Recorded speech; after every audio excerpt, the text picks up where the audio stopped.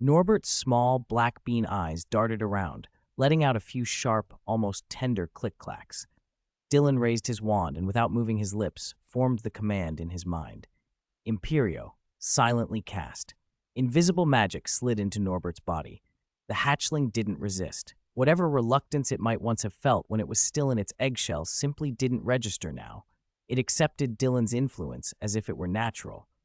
In truth, Dylan had already shaped the little dragon's soul while it was still an embryo. The black bean eyes brightened. A bond, a soul connection, had been formed. A system message blinked into view. Dragon Master Description.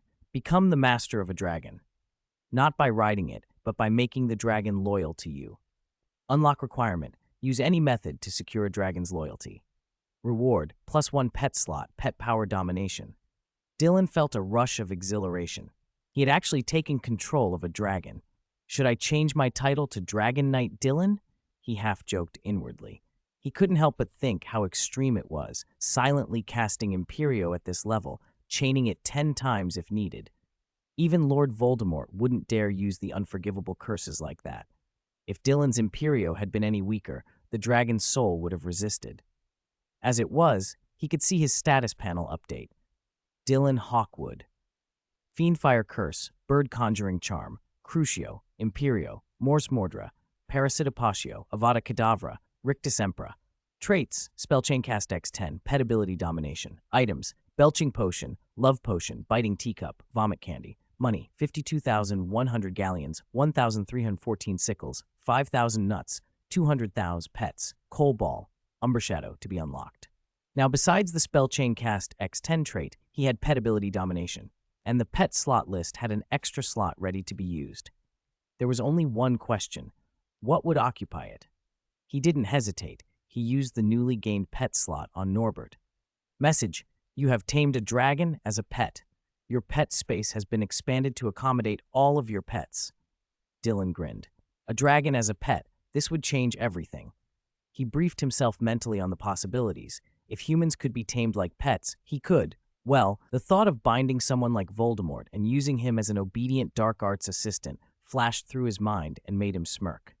For now, though, a dragon meant a renewable supply of potion ingredients. Scales, blood, meat, sinews. If he raised it properly, he'd never have to scavenge the market again. He blinked and looked back at the small group. Hermione, Harry, Ron, and Hagrid were staring at him with wide eyes. Hagrid, relieved to see him come around, was the first to ask, "Well, Dylan, did it work? Did you succeed?" Ron clicked his tongue. "Doesn't look like anything happened. Not really." Dylan didn't answer right away. He watched Norbert in Hagrid's arms. At the sight of him, the hatchling strained violently, claws raking at the air with hissing little noises. Hagrid nearly lost his grip. Norbert's tail whipped like a little whip and thumped Hagrid's arm, making him groan, but the dragon kept struggling toward Dylan, whining anxious little growls and trying to wrench free. "Easy, Norbert. Shh," Hagrid soothed, puzzled. Dylan held out his hand. "Give him to me. I've already bonded with him." Hagrid hesitated, worried the kid might get scratched. But as soon as Dylan stretched out his hand, Norbert's frantic movements slackened as if he didn't want to hurt Dylan. Hagrid pushed his arm forward, and Dylan took the hatchling gently. The dragon calmed in his palms. Its struggle faded into contented little chirps. Dylan tickled Norbert's chin with his index finger. The hatchling looked comfortable. Then Dylan flipped Norbert over and checked between the hind legs with decisive fingers. Norbert didn't even have the energy to protest. Only a few futile paw waves followed. Hermione flushed instantly, biting her lower lip. "What are you doing?" she asked, mortified. "Checking if it's a male or a female," Dylan said casually, eyes still focused. Hermione's blush deepened as she tried to hide her face behind a curtain of hair. "Dylan. Sorry, that came out a bit blunt," he apologized and set the hatchling down. Norbert, insulted, capped his eyes with both paws, burrowed under his wings, curled into a tight ball with his rear high in the air, and swung his tail in a petulant arc. Dylan laughed and crouched to coo. All right, sorry. If you're a girl, we can call you Norberta. If you're a boy, you can keep Norbert. For now, how about Arno?" Hagrid studied the interaction and nodded. "If she's a she, Norbert don't fit so well." I'll take Arno with me for a bit, Dylan said. I can send him into the pet space. He won't be discovered there. I'll bring him to visit when I can. Hagrid looked like he'd rather keep the dragon, but he nodded reluctantly. You're leaving already? Yes. The longer we stay here, the more likely Malfoy or someone will notice. Dylan's voice hardened lightly. Don't tell anyone about this. If you do, not just you, everyone here, including me, Harry, Ron, Hermione, could get in serious trouble. I promise, Hagrid said quickly, patting his chest. Dylan glanced at the others for confirmation. They looked shocked but quiet. Ron's neck went a bit red, and Dylan suspected the source of the gossip. Take some food for him, Hagrid added, going to the kitchen and pulling out a pile of irregular meat strips. His giant hands were not precise with knife work. Dylan nodded and, on impulse, fed the pieces into his system panel for storage. Ron peered at the air as if trying to find a missing pouch. Where'd you put the undetectable extension charm? I mean, I didn't see any pouch. You learn deep charm work, and you don't need physical objects, Dylan said offhandedly, then tapped Arno on the head. Stay put. I'll have someone come and play with you later. With a thought, Arno vanished from his palm into the pet space. Hermione and Hagrid gaped. Hagrid felt Dylan's palm as if to make sure there really was nothing there. Dylan let the hatchling return for a moment, then fed it a large strip of meat. Arno chomped greedily, but the piece was too big and lodged in his throat. He coughed, little paws flailing. Dylan reacted instinctively. Throat cleanse. An invisible pressure moved against the meat. Dylan meant to have him spit it out, but Arno forced it down instead. The strip slid, and the hatchling sighed with relief, chest calming. He looked up at Dylan with wet, shiny eyes and opened his mouth again as if begging for more. You greedy little thing, Dylan scolded fondly. Go back now. You won't feel hungry inside the pet space. He tossed Arno lightly upward. The hatchling fluttered and disappeared. Dylan had thought about calling the dragon Coal Ball because its eyes were like black beans, but he'd honor Hagrid's name. He'd need Hagrid's help getting food and materials anyway. He smirked to himself at the thought of commanding his father-in-law through his daughter. That private joke brought a brief lightness to his face. Hagrid's hand stayed on his arm for a moment. You sure he'll be all right with you? With me? Dylan grinned. Of course. My Luna's even grown 3 sizes under my care. Hagrid waved him off with a laugh, but wouldn't come to see him off. They left Hagrid's hut, and Ron shuffled behind them, voice small. Sorry, Dylan. I didn't mean to tell Hagrid you wanted egg white. I didn't mean to say anything. Dylan waved it away. Don't worry about it. I was already thinking about dragon egg white myself. I take responsibility for what I say. Ron brightened. Hey, I knew you were the best. Less cheese, Dylan grumbled, and then his expression turned serious. This isn't over yet. There's still one more thing we have to deal with. Harry and Hermione looked up in unison. What is it? Hermione asked. Dylan kept walking, but the question hung between them as they hurried to catch up. Chapter 82. Can you really walk through walls? Malfoy, today is my night of reckoning. Malfoy, of course. Dylan scanned them, then checked himself. You guys haven't forgotten that Malfoy will report this to the professors, have you? But you've already hidden the dragon. As long as it can't be found, Professor won't believe Malfoy, right? Hermione said. That's true, but we still need to give Malfoy the impression that we're going to send the dragon away, Dylan added. Otherwise, if we do nothing and he's convinced we're raising a dragon, he'll keep bugging us. Harry nodded eagerly. Dylan's right, he's relentless. So what should we do? Ron asked. It's simple. You and Harry pretend to be chatting, loud enough for Malfoy to overhear, and let him think you've written to Ron's brother to take the dragon away. Then Malfoy will rush to stop it. Dylan smiled faintly. We don't actually do anything. If Malfoy later asks about it, we'll deny everything. After he spends his energy searching Hagrid's place and doesn't see anyone, he'll assume the dragon's already been taken away. Ron blinked. So I still need to send a letter to my brother? Dylan, Hermione, and Harry all stared at him. Of course not. Hermione sighed. Dylan means you don't need to do anything. But didn't Dylan just say Harry and I should pretend to chat so Malfoy overhears? Ron persisted. Yes, Hermione said. That's all you have to do. That Ron brightened. All right. After they left, Dylan assigned tasks to Harry and Ron. Back in his dormitory, alone, he tested the new trait he'd acquired. Pet ability domination. As he thought the words, Dylan's eyes narrowed and his consciousness turned inward. He felt a special power linked to him, like two faint impressions forming in his mind, corresponding to his two pets. He focused first on Umber Shadow, the lynx-like creature. A cold, creeping chill spread through him. When he drew on that power, filaments of ice seemed to travel along his blood and meridians. He felt the weight of his body lift, becoming lighter and more insubstantial. He raised his hand and saw, in his mind, his body fading into shadow, its edges blurring as if merging with darkness. Coalball sat nearby, tail twitching. When he saw his owner turn into a black mass like himself, his half-closed eyes popped open. His pointed ears pricked up. He lifted his head and tilted it, pupils narrow with shock. Moo? Dylan ignored Coalball and concentrated on the sensation of shadow. Amazing. He stood and walked to the door, about to push his hand through. Then he hesitated. What if someone walked by outside? He turned instead toward his bed and reached out. His arm passed clean through the mattress as if it were not there. He felt no resistance. So dominating a pet's ability uses my mental energy? As his arm went through the bed, he sensed his mental energy draining. As long as he maintained the action, his mental energy was consumed steadily and quickly. He withdrew his hand. The strain eased instantly. Even keeping the shadow state required effort. He released the ability, and the heavy weight in his chest dropped. He paused to steady his breathing.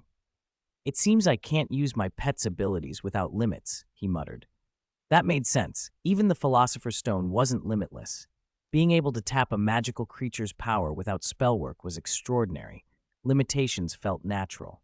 If there were no limits, continual use might erode his own will, making him think he was an Umber Shadow or a dragon. Better safe than sorry. Arno was still a hatchling and didn't have many defined abilities yet. Dylan wondered what he would get from the dragon. He closed his eyes and tried to dominate Arno's power. Instantly, scorching heat flared through him. So hot! A burning wave filled his chest and throat. Something wanted to surge out. He opened his mouth, expecting to breathe fire, wand at the ready to put out anything that went wrong. Instead of flame, a thick black smoke streamed from his mouth. Burp. The burp smelled of burnt things. Dylan wrinkled his nose and immediately stopped using Arno's power. The burning subsided. In front of him hung a swirl of black mist and foul air. His mouth twitched. Tornado! A sudden gust exploded from him, forming a whirlwind that swept the smoky haze out the window. Papers and small objects in the dormitory were caught up and whirled around. Dylan only made sure nothing flew out the window. Within moments, the foul air was gone, replaced by cool, fresh night air. He inhaled deeply and felt refreshed. He sighed with relief. Comfortable. He glanced at the mess and flicked his wand. Reparo. Magic flowed from his wand tip, calming the tumbling papers as if they had minds of their own. They floated neatly back into place. Scattered trinkets hopped to their spots. The fountain pen whooshed into the holder. The eraser rolled into a corner. In no time, the room was orderly again. Dylan nodded. I can't breathe fire yet, but... The dragon's power made him feel oddly resistant to magic. It swelled his confidence, though he knew better than to be foolish. Even if he felt invulnerable, he wouldn't throw himself at Avada Kedavra. Only a fool wouldn't dodge, he muttered. Moo, moo, moo. Coalball hopped to his side and tilted his head. Dylan scratched him behind the ears. From now on, we can walk through walls together. Coalball cocked his head as if to say, really? 2 more days passed. Dylan kept studying. Library, professors' offices, lessons. One afternoon in the Great Hall, Harry and Ron came up to him, breathless. It worked! Ron grinned. It really worked? Dylan asked. Harry nodded. It did, Ron lowered his voice. We talked about the dragon where Malfoy could hear, and he totally fell for it. I told him my brother would send someone today to take the dragon, even gave an address on the edge of the Forbidden Forest. Dylan nodded. Good. You don't have to worry about this anymore. Forget Arno. I won't be showing him around Hogwarts. Ron's face dropped. Not even secretly? No. Dylan was blunt. He wouldn't risk the consequences. Keeping a dragon as a pet inside Hogwarts was illegal. He didn't want the ministry on his back.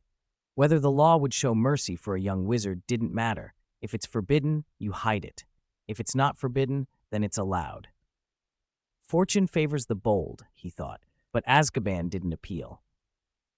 After dinner, he had extra lessons with Professor McGonagall, then returned to his dorm and went straight to bed. He didn't take Coldball with him. Since he'd put the little creature into the pet space to keep Arno company, Coldball didn't want to come out anymore. Dylan felt a little sad, but pulled his pillow close and fell asleep. Late that night, moonlight poured through the stained glass windows, painting patches of pale light on the stone corridor. Malfoy slipped out of his dorm clutching a lantern, the light flickering over his pale face. Excitement and vindictiveness shone in his eyes. "This time I'll teach Potter and the others a lesson," he whispered, crouching low and moving as quietly as he could. The lantern swung, casting strange shadows on the walls. He pictured himself triumphing. Expose the dragon at the edge of the forbidden forest, use it to control Potter, win his favor. Draco Lucius Malfoy, friend to Harry Potter. The thought made him smirk. He rounded a corner to pick up speed and nearly ran into a familiar, imposing figure. He froze. Professor McGonagall stood in front of him, tall in her robes, hair net in place, the moonlight outlining her stern silhouette. She had a lantern in her hand and her arms folded, her gaze sharp and unforgiving. "Professor McGonagall?" Malfoy stammered. Her face tightened. Before he could think, she reached out and twisted his ear. "Do you know what time it is? You're not sleeping in your dormitory and you're sneaking about. How dare you?" Her voice echoed down the corridor. "And you even dared to carry a lantern!" "Professor, I came out for a reason," Malfoy yelped as Professor McGonagall tugged his ear. "Whatever your reason, you shouldn't be wandering around during curfew." McGonagall didn't let him speak. Her tone was furious. "I'll give you detention, and Slytherin loses 10 points, no 30 points. "What? No, Professor. You can't do that. You don't understand. It's Harry Potter."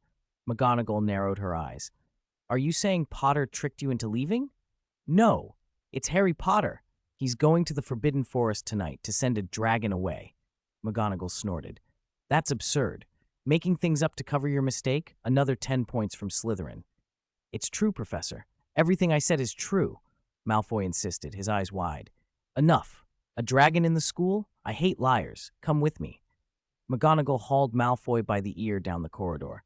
"You'll disappoint Professor Snape, Malfoy. A liar. Let's see how Severus deals with you." Early the next morning, Dylan woke slowly, clutching a pillow. "First time I haven't been woken by Coldball's little paws," he thought, still a bit out of practice. He had classes, but after using Umber Shadow and the dragon's abilities the night before, his mental strength had been drained. Even restorative spells barely helped, so he let himself sleep in. He finally got up with Harry and Neville and went to the Great Hall for breakfast. "Why are so few Slytherins over there?" Harry wondered at the table. Dylan blinked. "I thought you told Malfoy yesterday that we were going to send Arno away tonight, right?" Ron froze. "Did that git sneak out last night to look for us?" "Probably," Dylan said. "Not only are there fewer people on the Slytherin side, but there are also fewer professors at the staff table." They looked. It was true. A moment later, more students filed in, chattering. Dylan and the others overheard the gist. "Ha! He really fell for it. Thought we were sending the dragon away, snuck out, and got caught by McGonagall." Ron couldn't help laughing. "I want to see Malfoy's face now." Harry grinned. He even told Snape beforehand, but when McGonagall marched him to Snape, there was no sign of us. He must have been mortified. Neville, with a bun half in his mouth, muttered, "No wonder so many people were staring on the way." Hermione joined them, clearly already informed. Slytherin lost 60 points because of Malfoy. 60? Ron's eyes nearly popped. He knew Malfoy would be in trouble, but not this many points at once. "Why so many? I thought McGonagall gave him detention and Snape did too." Hermione shrugged. "I heard McGonagall originally wanted to deduct 30 points, but Malfoy kept shouting that Harry must have a dragon and would be sending it away. When McGonagall checked and found no dragon, she concluded he lied and took another 20. Snape deducted 10 more." "Snape's biased," Ron said. "Usually he takes 5 or 10 points for classroom mistakes, but Malfoy sneaks out during curfew, gets caught by McGonagall, and only loses 10 from Snape?" "No matter what," Hermione said, "McGonagall already took 50 points from Slytherin, and Snape probably didn't want to make a spectacle of it by taking more." Her guess was right. After McGonagall hauled Malfoy to Snape, Snape, pointing out that McGonagall had already stripped 50 points, tacked on only 10 more. He didn't want to invite sneers from the Gryffindors. Even so, Malfoy's 60-point blunder was the morning's hot topic.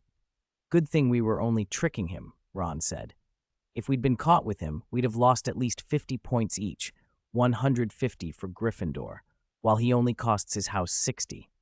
Dylan sliced dry bread into strips, soaked them in milk, poured the milk into his porridge, stirred, and took a sip. He wasn't inclined to argue. If he hadn't been able to subdue Arno and keep him as a pet in the creature space, they would have had to call in the Weasleys or someone to remove the dragon, and Malfoy would have found out anyway. Points were a small price. After breakfast, Dylan went to class with Harry and the others. He'd slept well. He hadn't hugged Coleball, but the pillow had been decent. Time passed, and January 9th arrived. Dylan slept in again and made a late breakfast trip with the others. Swish, swish, swish! Professor Snape swept into the Great Hall and strode to the staff table. His robes billowed, catching the light with a faint shimmer. They were still black, but the cut was different, less austere, with dark, intricate embroidery and a slightly open front that showed a shadowy lining. The cuffs had neat rolled edges, lending a touch of casual refinement. Even Dumbledore glanced twice. Snape sat and ate slowly, his movements deliberate, smoothing a cuff, straightening his collar. Though his face stayed impassive, Dylan felt a trace of showing off in the small gestures. Professor Flitwick noticed first. He adjusted his glasses and peered at Snape. "Severus, new robes? They look very nice." "Yes," McGonagall added. "They don't trail on the floor anymore." Snape's mouth twitched. He snorted, shot McGonagall a sidelong glance, and in that cool baritone that never quite lacked smugness said, "They were a gift from one of your students. It's only natural the workmanship would suit me." McGonagall blinked. "Your student?" Her eyes flicked toward Dylan at the Gryffindor table. Dumbledore and Flitwick had also looked over. Dylan, mid-bite of an orange and suddenly aware of several stares, stiffened and gave the professors an awkward smile. Snape kept his eyes on his plate, picked up a goblet, took a measured sip, and continued as if nothing had happened. Dylan finished quickly and hurried off to class with Harry. "What's up with the professors? They were all staring at you," Hermione asked as they walked. Ron and Harry looked curious too. "I'm not sure," Dylan admitted. Harry's face clouded. "Could someone have found out about the dragon you're raising?" Dylan shot him a quick look. "As long as you don't say the word dragon out loud anywhere from now on, I won't be discovered." Harry scratched his head and laughed nervously. "Good, that sudden attention from the staff really freaked me out." Dylan was startled too. He remembered that McGonagall's and Flitwick's birthdays were in October. He'd only just started school around then and had been buried in study. He hadn't given McGonagall or Flitwick birthday presents back then. He hardly knew the professors yet. He certainly couldn't remember anyone's exact birthday in his first month. "I'll have to wait until the second year to give them presents," he muttered to himself. After a day of lessons, Dylan went to the North Tower for divination with Professor Trelawney. He respected divination as a discipline, completely different from transfiguration and standard spell work. When he reached the tower, the door stood ajar. He knocked, and Trelawney's airy voice invited him in. Incense drifted through the doorway. The room was dim. The last glow of sunset spread through the stained glass like an abstract painting. Professor Trelawney stood by a table in a long purple robe embroidered with stars and symbols, many crystal necklaces tinkling at her throat. Her large hat shadowed a pale face. She looked as theatrical as ever. "You look very lovely today," Dylan said before he could stop himself. Trelawney beamed. "Thank you for noticing." She came to the table, smiling mysteriously. "I was inspired by you." "Me?" Dylan blinked. "Yes, new clothes bring new luck. Wearing something brighter, doesn't it change things for the better?" Dylan fumbled. He wasn't sure if clothes actually brought luck. He could only smile and listen. "I had a dream last night," Trelawney went on. "I was wearing a purple dress and stepped into a galaxy, a sign of great fortune." Dylan's eyebrows rose. "And then?" Trelawney's grin grew sly. "This morning I saw Professor Snape strutting in his new robes, but my vibrant purple overshadowed him completely." Dylan froze, eyes wide. Chapter 84. I predicted you would become headmaster of Hogwarts, Professor McGonagall. He told her about it as they sat in the divination room. When I went to find Professor Trelawney after class, I ran into Professor Snape, Dylan said. I greeted him, but he didn't even look my way. He coughed twice, a little awkwardly, and glanced at Trelawney. It was weird. He seemed perfectly fine at breakfast, almost smug. Even the weather doesn't change that quickly, does it? Trelawney watched him with her heavy-lensed spectacles and smiled faintly. Dreams. They really are something. Worried she might wander off into a prediction, Dylan hurried to change the subject. Professor, actually, I have some new questions about interpreting dream elements. Oh, what would you like to know? Recurring dreams, Dylan began. Are they just subconscious reactions, or do they, like you say, symbolize things that will happen? Trelawney drifted over to a table piled with divination books, picked up a thick, ancient volume, and flipped through it idly. My dear Dylan, could you fetch me a bottle of wine from the cabinet? Dylan's face betrayed his reluctance. Professor, you know too much drinking isn't good. Trelawney chuckled. I know. I'm simply very pleased today, just a little celebratory sip. She smiled up at him, wearing a hat she usually didn't, and a purple robe that made her look unexpectedly different. All right, only a little.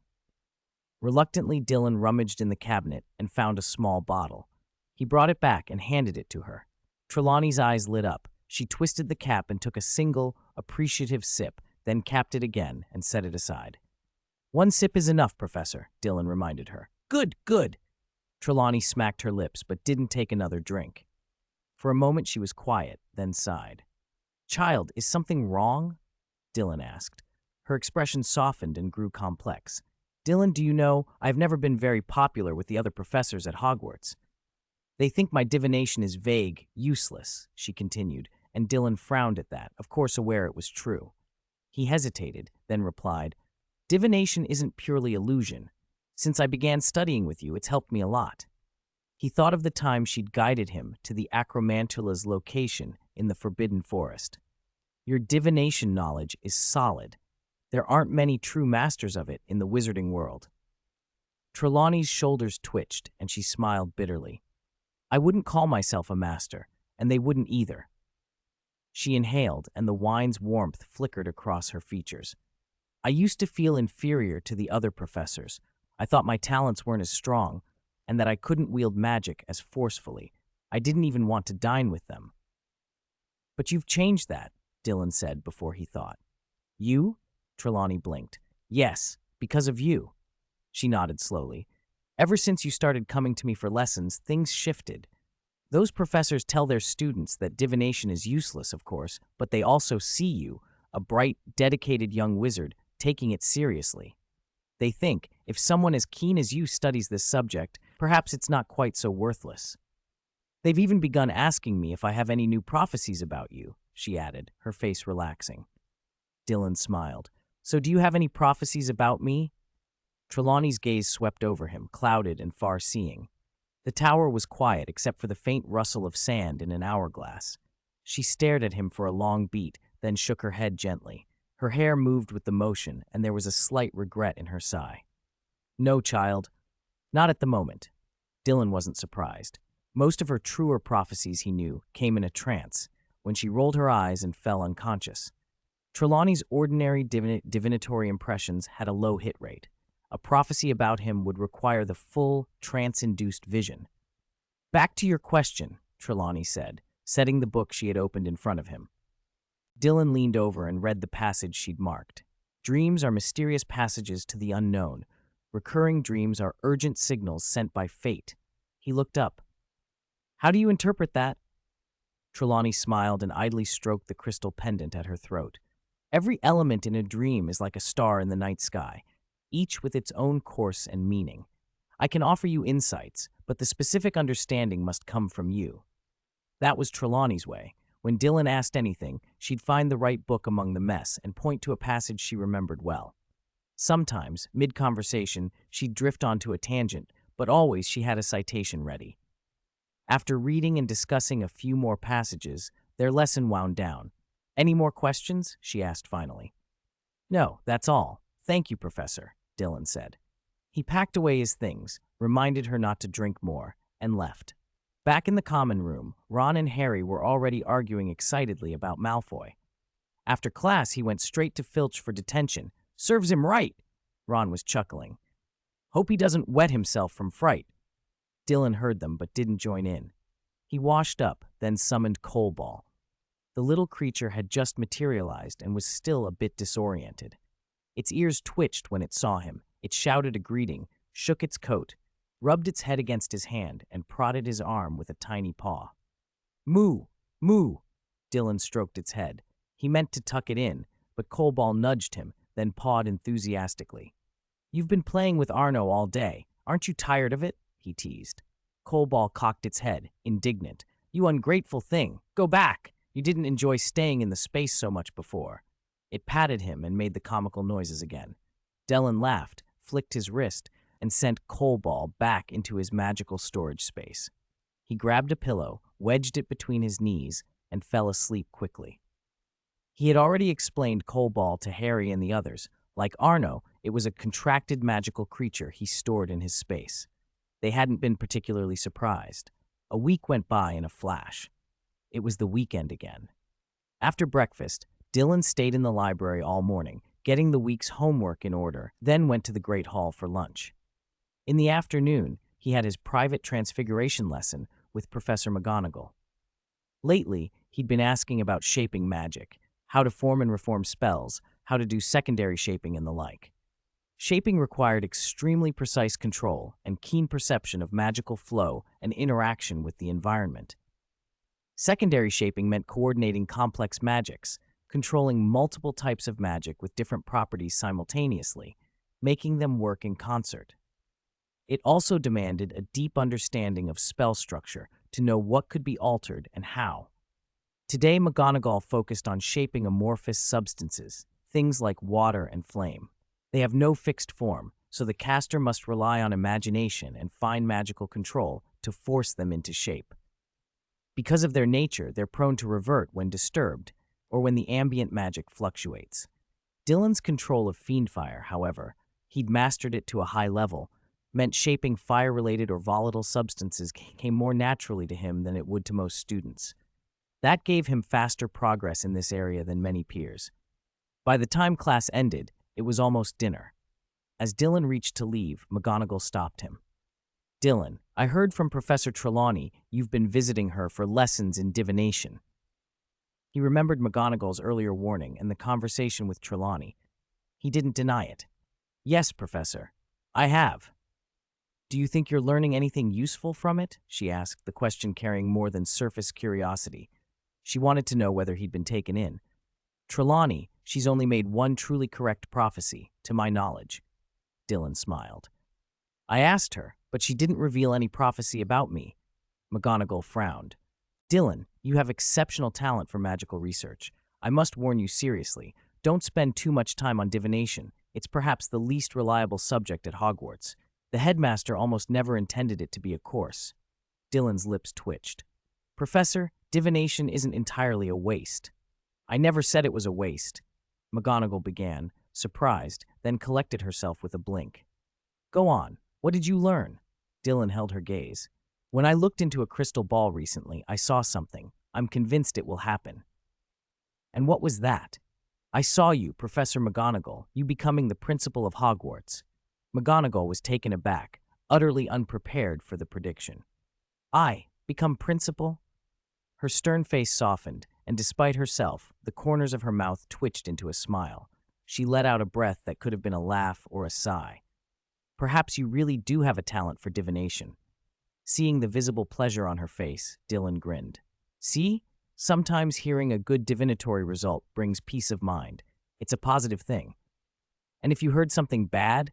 McGonagall asked wryly. Then don't listen, Dylan replied lightly, blinking at her. Didn't you just say divination was a scam? McGonagall's laugh was sudden and warm. I never said such a thing. Chapter 85. Ron, I saw you die. Sneaking into the Forbidden Forest again. However, since you understand this, I don't need to worry about you anymore. Remember, don't get lost in fantasies about the future. Professor McGonagall laughed softly, her face flushed as she spoke to Dylan. She knew, as well as any of them, that divination could have an effect. The reason she didn't want Dylan diving headfirst into it now was because she had seen too many witches and wizards, young ones especially, drawn in by its mystique and consumed by it. They spent their days scrutinizing tea leaves, staring at faint mists in crystal balls, trying to glimpse the future. Their minds filled with worry and calculations about what might be, they neglected the present. Only when life walloped them with cold reality did they wake up, bruised and regretful, having lost whole stretches of time to anxiety. That was McGonagall's true fear. Divination should guide the present, not drag people away into empty fantasies. That was why Hogwarts only permitted divination from the third year as an elective, and why the school never pushed the subject hard. Dylan understood her concerns, which was why his earlier remark had been half a joke. But it had also been partly true. Studying divination hadn't been just coursework. He had unlocked a string of achievements tied to it. His affinity for divination had strengthened, and with it his talent. Most crucially, divination had let him recall forgotten or faintly remembered parts of events, plot points he had otherwise missed. He had seen Professor McGonagall become headmistress in the mist of the crystal ball. He had seen scenes not highlighted elsewhere. He'd even glimpsed Fred and George's deaths. That discovery thrilled him and set him digging, seeking more. "Hey, Dylan, why are you always carrying that crystal ball?" Harry called as he passed through the Gryffindor common room and spotted Dylan rubbing the glass absently. Dylan clicked his tongue and smiled, a little, hoping to see more. At that moment, his divination work focused on glimpsing future scenes. He couldn't yet use it to peer into the past, the histories he most wanted to pry into, like Dumbledore's and Grindelwald's secrets, remained out of reach. Even so, the divination visions weren't always accurate, but that only made them more exciting. They revealed forgotten episodes, and sometimes tiny details entirely absent from the original stories. Divination was fickle, more ethereal than a class like Transfiguration, which had testable procedures. To reach the level of a true seer would take Dylan a long time. "Can you really see the future? That's so cool." Harry adjusted his glasses. "I want to learn divination too." Dylan rose, cradling the crystal ball. "It's not easy. I've been working with Professor Trelawney for months, and I've only scratched the surface." Harry's face fell slightly. That's disappointing." "All right, it's late. We should sleep." Dylan stretched and headed for the dormitory. Lately, the crystal ball had shown him many plot points, but his progress had plateaued over the past 2 days. He decided to rest and keep learning with Professor Trelawney.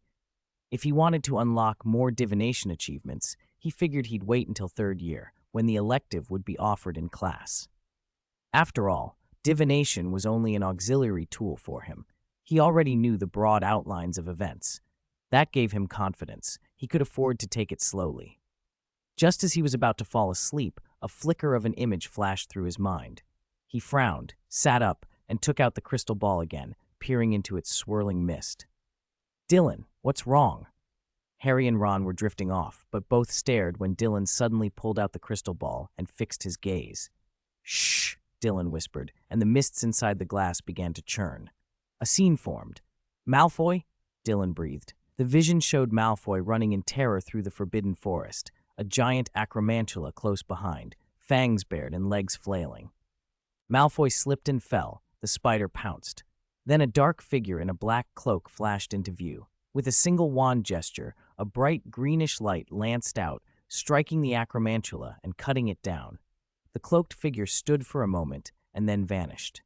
Dylan's lashes trembled. "Quirrell?" he said under his breath. The only person who would be skulking in the forest at night with that cloak was Voldemort. Voldemort attached to Quirrell's head. It was rare, Dylan thought, that the Dark Lord would bother to save anyone. In that vision, because of the intervention, Ron and Harry were not the ones who got detention. Malfoy did. Malfoy wasn't attacked by a dead unicorn in this image, only chased by a spider and saved by Quirrell. Since nothing terrible happened, Dylan told the others it was fine, and they should sleep. He cuddled Coalball, the small pet in his arms, muffling its struggles as it protested, then finally settled and fell asleep. But before dawn, the image shifted. This time, Malfoy stumbled upon a dead unicorn in the forest. Quirrell lay over it, drinking the blood. Malfoy said something to him. Quirrell abruptly lashed out with a spell. Dylan couldn't tell exactly which, but it wasn't Avada Kedavra. The hazy image suggested an agony-inducing curse, Crucio, and Malfoy fell writhing. Quirrell prepared to strike again, but Firenze the Centaur appeared, rescued Malfoy, and guided him from the forest. Firenze did not carry Malfoy. He led him away. Dylan shot upright. He thought of how valuable parts of a unicorn were, the tail hair for wands or potions, horn powder used in potions like Felix Felicis, and the blood, which could prolong life at a terrible cost. If he could get a sample of unicorn blood, he could study why it extended life and where the curse attached to it came from. How severe was that curse? How long did it last? The questions were irresistible. Studying tomorrow's fortune again? Harry lifted his head. Yes, Dylan answered. I found something. What's that? Ron asked. Dylan smiled faintly. I have a feeling my luck will be very good tomorrow. Ron laughed. That's great. Malfoy's been sulking all day since detention, like he got chased by some monster. After your bedtime divination, you were right on the mark, Harry said, grinning. I want to sneak into the Forbidden Forest and mock Malfoy. Ron blurted. The crystal ball's images shifted again the instant Ron said it. The boy who had encountered the dead unicorn was no longer Malfoy but Ron himself, chased by an acromantula, stumbling upon Quirrell drinking unicorn blood. This time, Ron saw Quirrell's face under the cloak and shouted his name. Quirrell waved his wand. A familiar greenish light moved across Ron and he slumped, dead on the spot. Dylan clicked his tongue and fixed Ron with a look. I advise you to drop that idea. If you go in there to mock him, you'll have terrible luck. I saw the way you end up. What? Ron's voice went high. He drew his head under the blankets and squawked. You saw me? I'm going to die? Go to sleep. I'm a little tired, Harry said, half amused, half admonishing. From the crystal ball, the vision of Ron lying as if dead vanished. Dylan looked at the sleepy faces of Harry and Neville, and then at Ron under the covers. I'm not trying to make you paranoid, he said, but don't think belittling others makes you clever. Mind your words. That's the gist of a divination I recently unlocked, and it makes a lot of sense. Harry nodded. Ron's voice came muffled from under his quilt. I won't insult Malfoy unprovoked, unless he starts it. That's called self-defense, Dylan said. You'll be fine. All right, everyone, sleep. They did. Unnoticed by the others, Dylan had quietly become the unofficial leader of their little dormitory. Close to dawn, Dylan opened his eyes. Coalball, still in his arms, winked out and returned to its pet space when Dylan moved a finger. Everyone else seemed asleep, but he wasn't taking chances. He raised his wand. Dream slumber, he whispered, lifting the protection that let others' dreams remain undisturbed. He cast another quiet charm on himself. Silencio. He had spent 10,000 galleons improving an invisibility cloak, aligning it with his needs. He drew it around him and concentrated. Pet ability, domination. His outline blurred, and he became a shadow. Without opening the dormitory door, he stepped through the frame and walked out. Coalball's ethereal phasing ability let him pass through walls, and he moved at top speed toward the edge of the Forbidden Forest. Has Malfoy already gone in? He wondered, scanning the perimeter. There was no sign of Malfoy in the outer ring. If a fight with Quirrell happened, Dylan thought it wouldn't be right to have Malfoy watching from the sidelines. This time, he wasn't coming to save Malfoy out of pity. The Malfoys had ties to Voldemort, and even if they were merely followers, Voldemort wouldn't go out of his way to murder them. Probably. Dylan had two real reasons for coming out this morning. The first was, Chapter 86. The fierce fire curse you cast sounds like a child's. Have you ever seen true fiend fire? No matter what, if Quirrell's already killed the unicorn, I can at least pick through the scraps. Dylan also wanted to use the chance to strike at Quirrell. He'd already spent 10,000 galleons to unlock a refinement mission for Crucio. Spell to be refined. Quirrell trait to be unlocked. Unrelenting pain.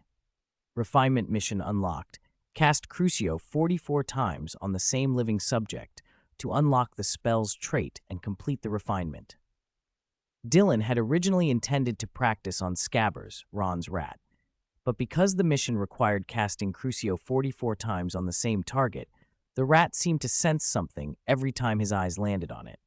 The rodent would squeal loudly, and Ron would rush Scabbers to Madame Pomfrey to see what was wrong. That left Dylan no opportunity. He'd planned to wait until Ron was asleep, silence the rat with a silencing charm, and then cast Crucio continuously. But Quirrell's appearance changed everything. Quirrell's identity was already suspect. He hid himself completely under an invisibility cloak. Apart from Old Deng, who could see through such cloaks, who else could? And even if someone saw through it, who would believe them? If Quirrell's turban were removed, who would accept that such a kind, sweet, harmless-looking little professor could master top-tier unforgivable curses and cast them instantly and repeatedly? No one would take Quirrell at his word, not about being possessed by Lord Voldemort. Dylan chuckled softly. Besides avenging the unicorn and testing Crucio, he was curious to see if he might meet Firenze. Centaurs had useful materials, hooves in particular. Boiled down into potions, they could heal external wounds, mend bones, and form a faint magical protective layer to resist dark arts. After Snape's explanation, Dylan had learned how valuable centaur material could be. He had no intention of capturing or killing Firenze, of course. He wanted to find the centaur tribe and obtain hooves the proper way. But it wouldn't be easy.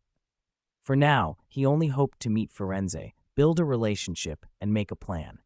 Dylan moved deeper into the forbidden forest. The damp, decaying smell thickened, and a scent of blood began to sting the air. His eyes brightened. What luck! An injured unicorn. Beneath the combined smells of wet grass, rain-soaked leaves, and iron, he picked up the unmistakable scent of a unicorn. Its blood was top-tier reagent. Blood from a unicorn wounded by malicious intent carried a curse. Yes, but Dylan didn't plan to use such blood on himself. Even a terribly cursed object could be hurled at Lord Voldemort if needed. He slipped the invisibility cloak he'd paid 10,000 galleons for over his shoulders, making sure not a sliver of him showed, and moved forward silently. This was his first direct encounter with Quirrell since arriving at Hogwarts. In the year since enrollment, he had studied and practiced to gain the power to fight back. This felt like a test of that power. The trail grew streaked with blood. The stains emanated a malevolent chill. Dylan kept his distance. "This blood's almost dry. Not much point analyzing it," he muttered, continuing toward where the injuries intensified. A sharp neigh suddenly cut the forest's hush, but it stopped abruptly, smothered by a spell. Dylan's pulse quickened. Still alive. If the unicorn survived, it might willingly give a droplet of blood he could study. If it was already dead, there'd be nothing to do. He crept forward soundlessly, the silencing charm on the area preserving his stealth. Between two massive trees, he saw the scene. A snow-white unicorn hung suspended by thick vines, blood spurting from a deep throat wound. It thrashed wildly. Its horn radiated a holy white glow, but it could not break free.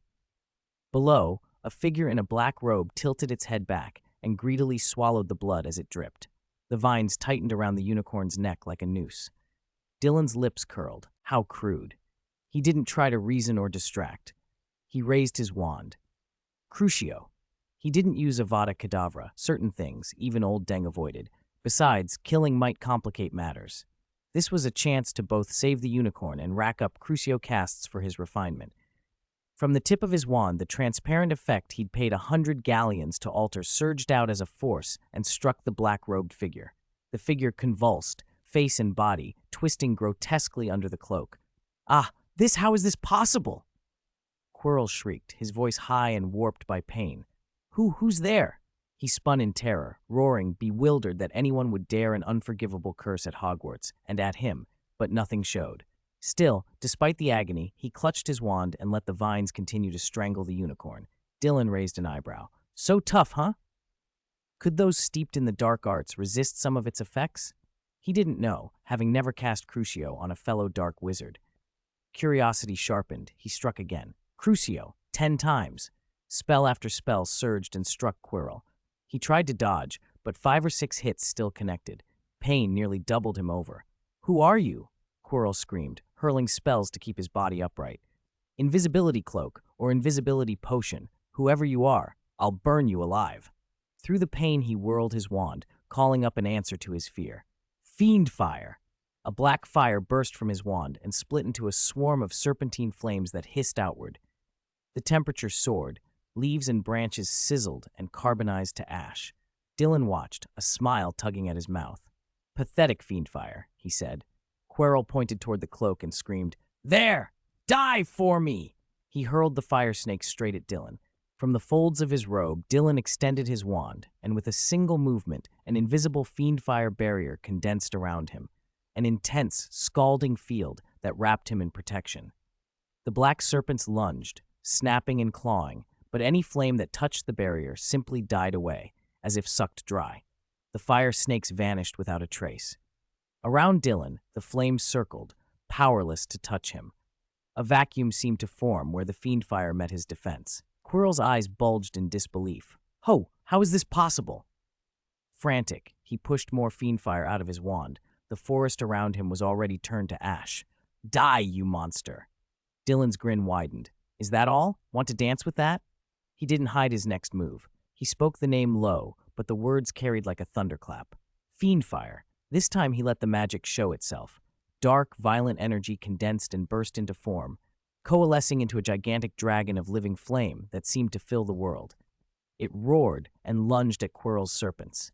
A cavernous maw opened, and the dragon inhaled. The smaller fiendfire creatures, so fierce a moment before, were nothing next to the dragon. They were swallowed whole in an instant. Quirrell recoiled, pale with terror. He'd never seen the like. Then a rough, hoarse voice came, oddly irritated. "You useless fool. I just finished devouring that cursed blood, and you want me to waste all my strength." Dylan raised an eyebrow at the voice.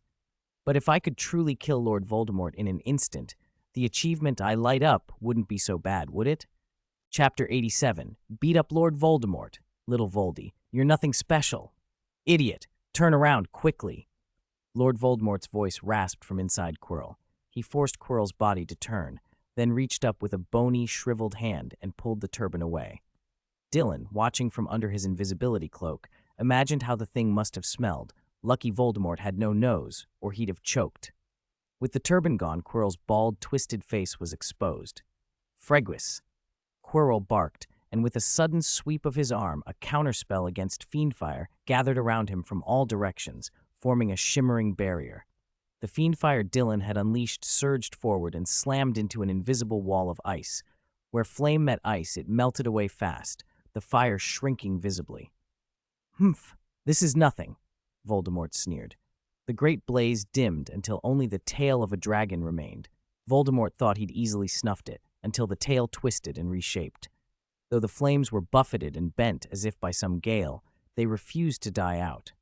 With a deafening roar, the fiendfire dragon struggled free and then condensed into a small, furious drake that charged straight at Voldemort. What? Who could possibly master fiendfire at this level? Voldemort's narrow, snake-like eyes flashed with shock. He didn't have time to think. He clumsily forced Quirrell's body to lunge aside. Quirrell felt the scorch behind him and tried to dodge, but with two consciousnesses fighting for control, his motions were jerky and uncoordinated. He stumbled left, then yanked right. "You idiot!" Voldemort snarled, so irritated it was almost comical. He flicked his wand and propelled his body several meters away with a thudding boom. The little fiendfire drake slammed into the ground, its flames spreading, then surged at him again. "Freguis!" Voldemort cast the anti-fiendfire spell once more, and at last fully annihilated the last of the flames. "Tsk, little Voldy, you're nothing special." Dylan laughed under his cloak, his chest shaking. If this had been an ordinary duel, Quirrell might have had a chance, but against dark arts? The current Voldemort didn't hold a candle to him. "Master, I have his position now. Leave the rest to me," Quirrell said aloud. "Do it then, you idiot!" Voldemort snapped. Quirrell hurried to rewrap his turban. Dylan, listening to the duo's bickering, couldn't help grinning. Is that the Dark Lord? When he curses, he sounds no better than Professor Snape. Idiot all the way. He changed his voice with a quick spell, roughening it into a hoarse mockery.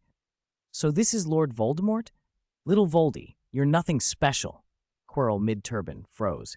He realized too late it was an imitation. "How dare you? You know who my master is, and you still mimic him?" "Ha!" Dylan's laughter rang out. "You two, master and servant, are both idiots. Your brains are probably smaller than your earwax." "Ha! A donkey could teach you and your master," he added with relish. "You insolent! Who are you?" Quirrell spat, furious.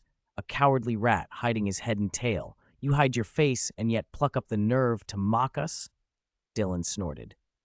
"Your master looks like a rotten herring can, or like he sat wrong on a broom and hit a wall. One big traffic accident face. Why would I show my face for that?" Quirrell ground his teeth. Who had planted this audacious intruder here? How dare anyone speak such blasphemies in front of his master?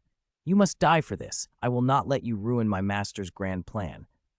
Bloodshot-eyed, he waved his wand and roared, "Avada Kedavra!" A viscous, cold evil poured from his wand, the familiar poisonous green. Dylan didn't flinch. Your magic's scattered, your weave's messy. With your level, you're making a show of yourself." He raised his wand and replied in the same curse, an even more brilliant, malignant green light shooting from his tip. The two killing curses collided with a deafening impact. Light exploded, the air wrenched, and the surrounding space distorted. With a thunderous boom, the spells shattered, yet the echo of Dylan's green light still surged forward. Quirrell's eyes went wide, and he dodged just in time. "What kind of dark wizard are you?" he gasped, looking at the unicorn bleeding nearby, its cursed blood pooling on the grass. Quirrell hated that the stranger hadn't fallen to them and kowtowed. Worse, he'd tried to kill them. Was this the sort of man who wanted to be the new Dark Lord? He shot a bitter look at the unicorn. "You ignorant fool," he spat. "When my master is fully resurrected, he will make you pay." Dylan raised a brow at that. Quirrell was about to flee. "That's not going to work. My Crucio mastery isn't complete yet," he murmured, but it was too late for Quirrell. The man was already turning into a cloud of thick black smoke, preparing to vanish into the forbidden forest. Dylan didn't have time for finesse. He thrust his wand forward from under the cloak and unleashed a barrage. Crucio, Crucio, Crucio. 50 curses in rapid succession streamed from his wand, streaking through the air like lurid green knives, each lancing into the black smoke with a sickening crack. The smoke shrieked. "Ah!" Quirrell's scream cut the forest like a blade. Though incorporeal, the pain was savage. Another voice, a voice Dylan half recognized, yelled, "You wretch, worse than a stupid donkey. Get out of here." The smoke hesitated, then bolted, accelerating wildly. In a blink, it vanished into the depths of the forbidden forest. Dusk lay heavy in the trees, branches tangled and threw mottled shadows.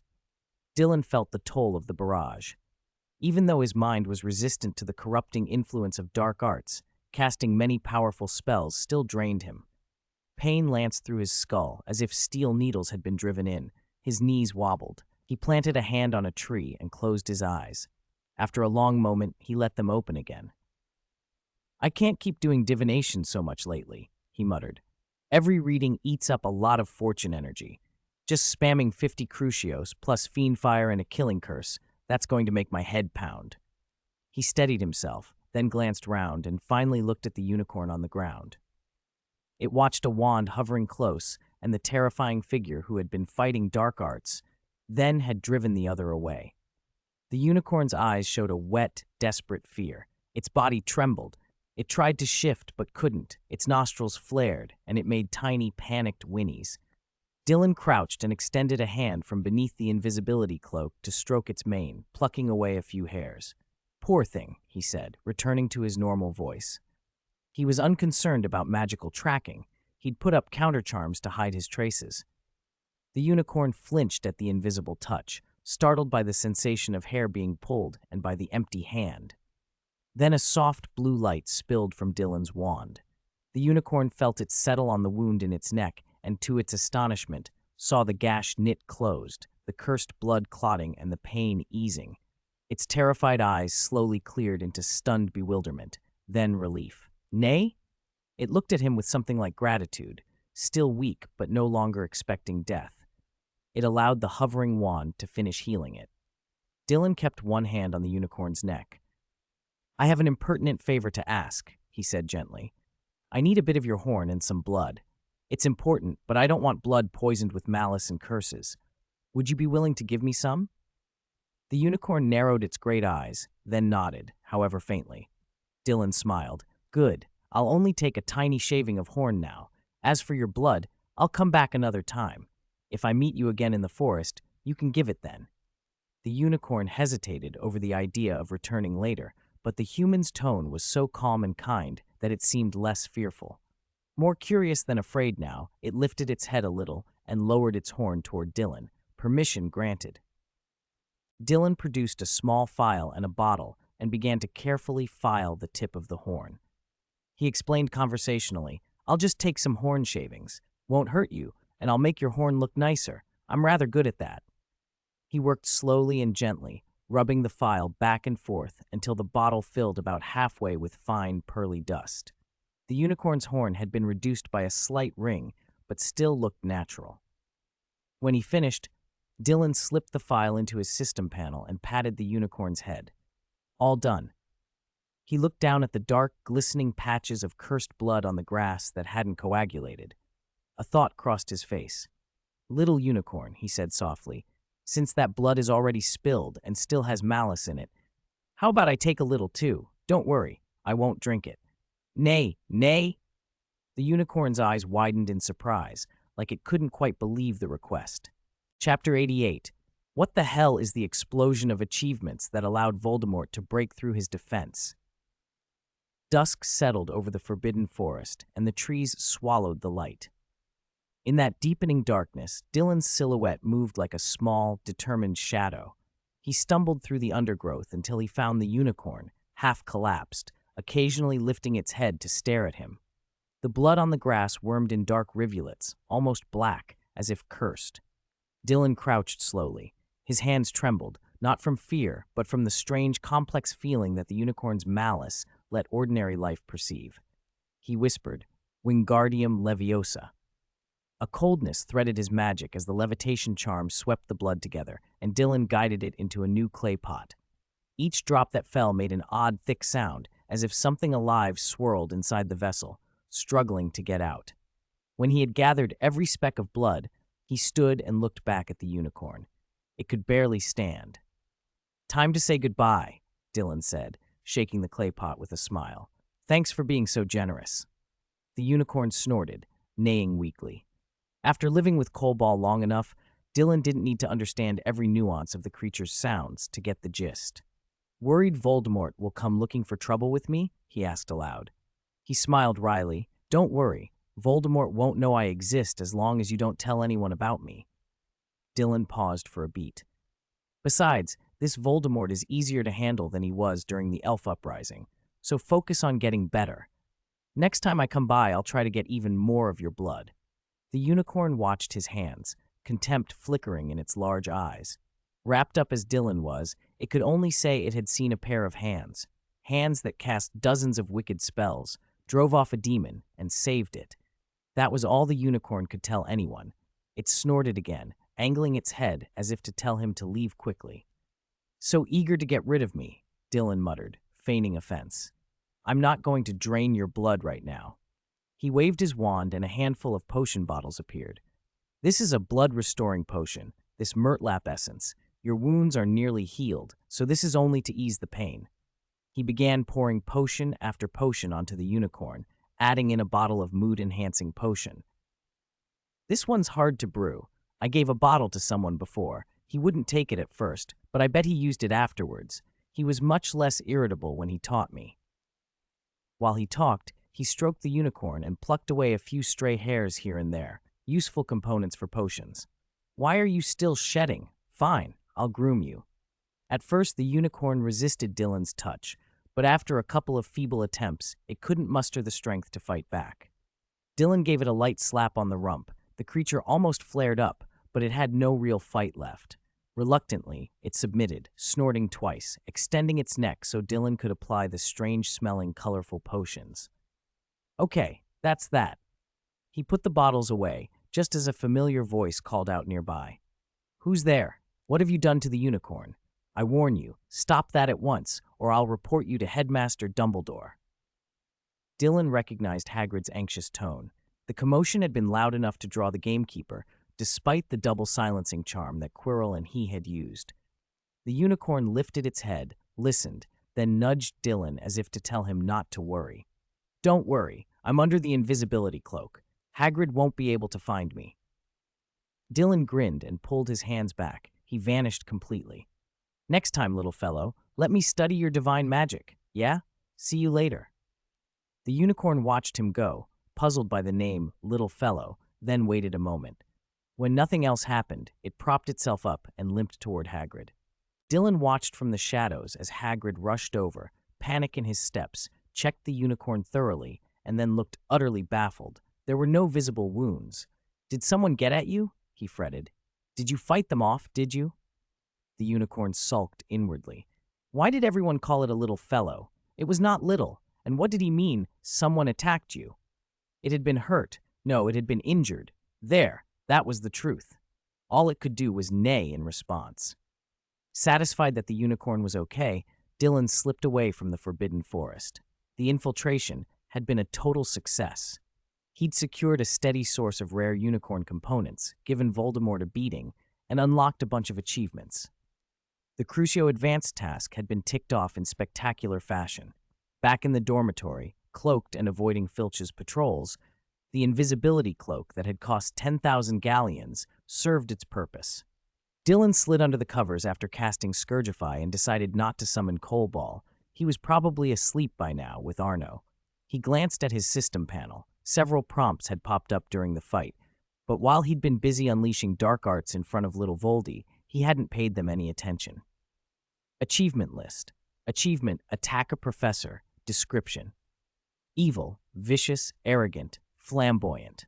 You cast 44 exquisite dark art spells at a professor, letting them taste the ecstasy of near death. You're truly a great Samaritan. Unlock requirement: attack a professor with Unforgivable Curses. Achievement reward: +1 max level dark arts spell. Dylan blinked. Dark arts again? The previous entries in the Attack a Professor chain had at least given him beginner and intermediate spells. He'd hoped this time for something more useful than another dark arts entry, but what could you do? One more wouldn't hurt. He'd already mastered a great many dark arts. An extra max level spell was still worth having. With his method of drawing inferences, one new top-tier spell could help him learn others quickly. The next achievement popped up. Achievement: tongue-lash the Dark Lord to his face. Description: you audacious little wizard. You dared to insult the infamous Lord Voldemort right to his face. Oh, right.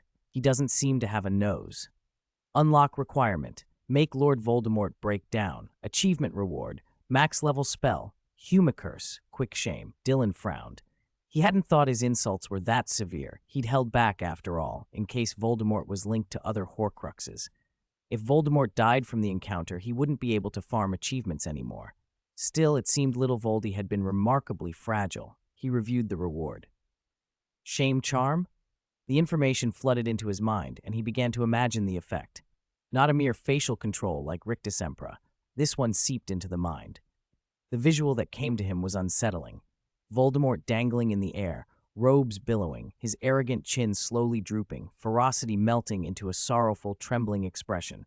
Tears. "Oh, I'm so sorry. I've killed so many people. I'm wicked, I'm ashamed. Please, insult me more." Dylan cracked a wry smile. This is a weird shame charm. If it shames, why does he beg to be insulted? He rolled his eyes. And as a Dark Lord who'd only killed hundreds? Pathetic.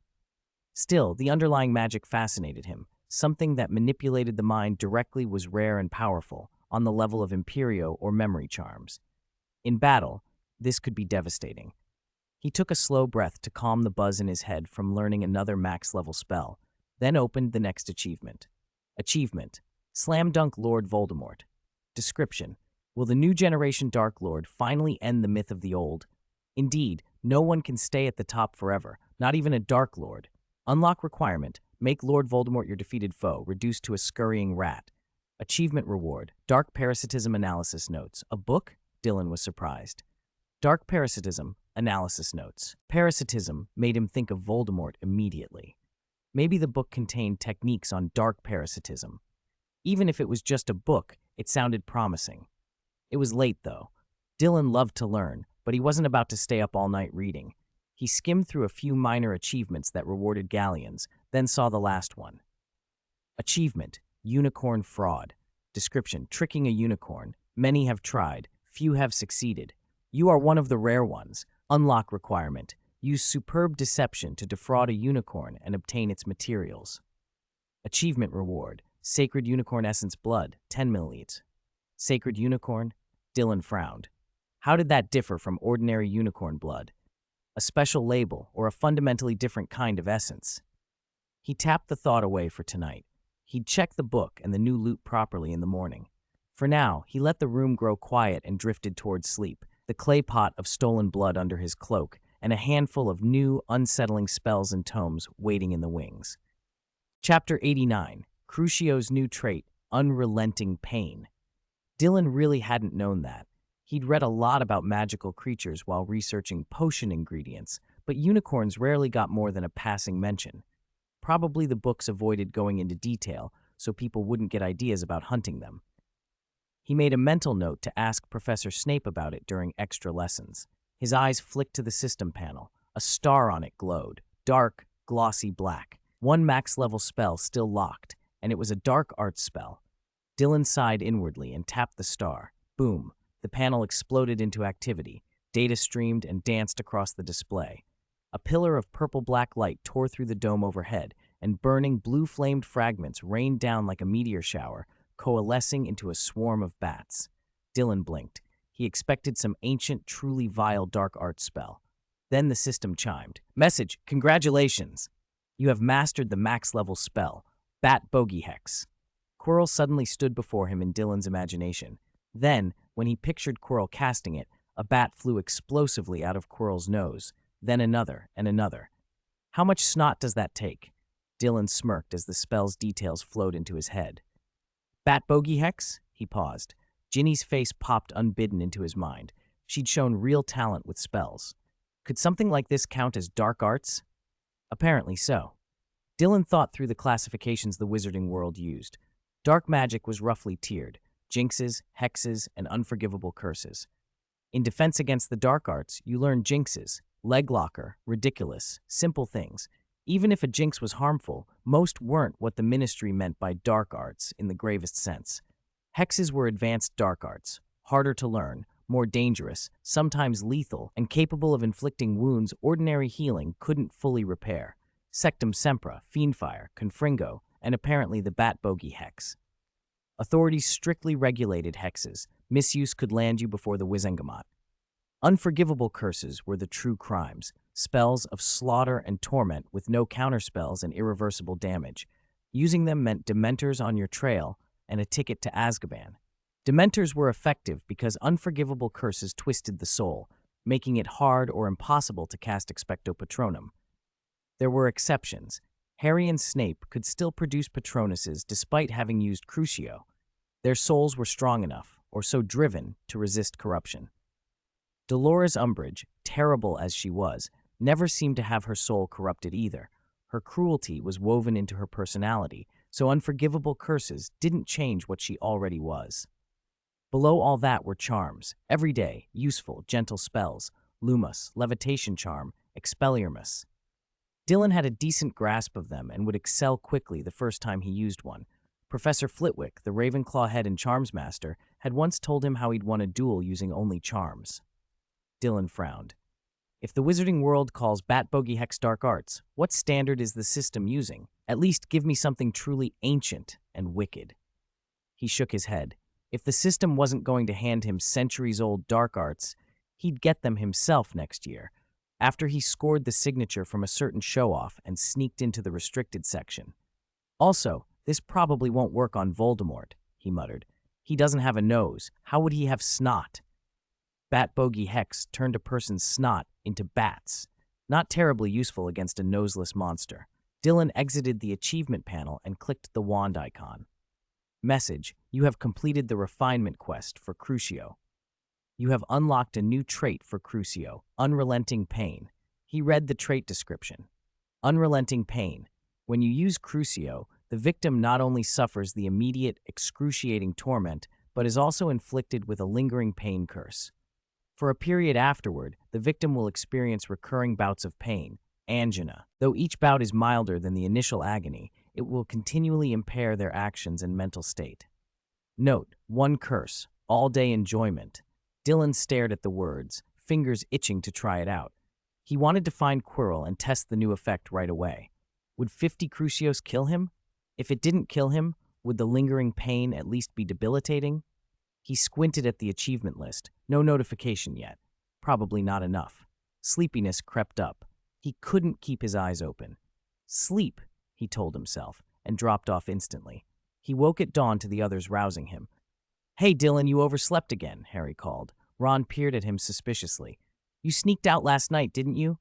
Dylan put on an innocent expression. "Why would I? I wouldn't risk Filch catching me. I'd be stuck in detention with Malfoy." "True," Ron brightened. "But being chased by Filch in the corridor at night is super thrilling," Dylan glared. "Then I hope you get caught, Ron. Maybe you'll get chased by acromantulas or angry bicorns in the Forbidden Forest." Ron's eyes widened. "No, Dylan, don't curse me like that." "Do you have a prophecy or something?" Dylan rolled his eyes, threw off the covers, and sat up. "Relax. As long as you don't break school rules, you won't run into those things," Harry muttered. "Then we're doomed. Ron breaks school rules almost every day." "Don't lump me in with you, Harry," Ron shot back. Harry laughed and dashed out. "Come on, breakfast." Dylan dressed, muttered Scourgify to clean himself, slung on his bag, and left the dorm with Neville and Ron. After classes, Hermione dragged Harry and Ron to the library to study. Dylan, with no homework and nothing to worry about, sat with them and opened a book, Notes on Dark Parasitism. The book explained the arcane foundations of soul-splitting and parasitism. It used Voldemort as a case study, how, after multiple soul splits, he used an ancient forbidden ritual to parasitize his weakened soul onto Quirrell's body. The process involved breaching the host's mental defenses and exploiting psychological weaknesses. Quirrell's obsession and fear of the dark arts provided a channel for invasion. The ritual included techniques for approaching the host in a quasi-soul state, eroding their thoughts, and planting the parasite's presence deep in their consciousness. As parasitism progressed, the parasite could influence decisions and eventually seize bodily control. Illustrations showed runes and magic circles used to guide soul transfer and imprison the host's mind. Very useful, Dylan thought, though not because he intended to parasitize anyone.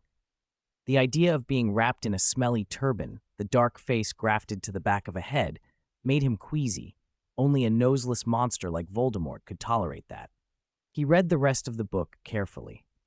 Dark parasitism wreaked horrific physical and mental damage on a host, Quirrell's personality being devoured, the grotesque growth of Voldemort's face on the back of his head.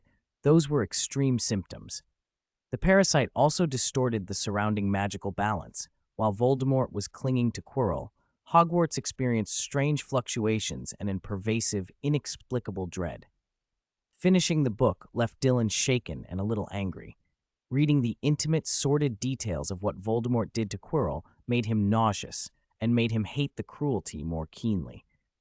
Splitting and parasitizing souls desecrated life and the essence of magic. Voldemort would do anything for power. He had the bearing of a Dark Lord, but Dylan couldn't respect his methods. A dying Dark Lord who needs parasitism to resurrect himself, Dylan mused. He wants power and immortality, but this isn't a world where raw might trumps everything. It's not a cultivation realm with absolute suppression. Besides, who in this world had greater combat power than old Deng Now? Voldemort might not stand a chance. Dylan still didn't understand Voldemort's grand designs. What did he truly hope to accomplish? Consolidate all power and cook up immortality for himself seemed most plausible. For now, Dylan decided, Voldemort would be useful. He could be a source of achievements and quests. He had no intention of becoming like Voldemort. He had power, and he had limits. He wasn't seeking to remake the world in his image. With that, Dylan shut the book, tucked his thoughts away, and planned his next move. Children, exams are a way to test your abilities, and you must be prepared for them. Professor Binns, uncharacteristically sentimental, drifted through the air after class and delivered an odd little speech. But during the exam, if you should, by accident, glance at someone else's paper, you will be struck by the most vicious of curses. History of magic is very boring, just like my life. But I want to remind you, if you cannot recall some complex historical detail, then stretch your neck. If an answer happens to fall into your line of sight, consider it Merlin's confirmation of your character and a blessing. His voice was as flat and remote as ever. Then, as quietly as he'd hovered in, he drifted off down the corridor.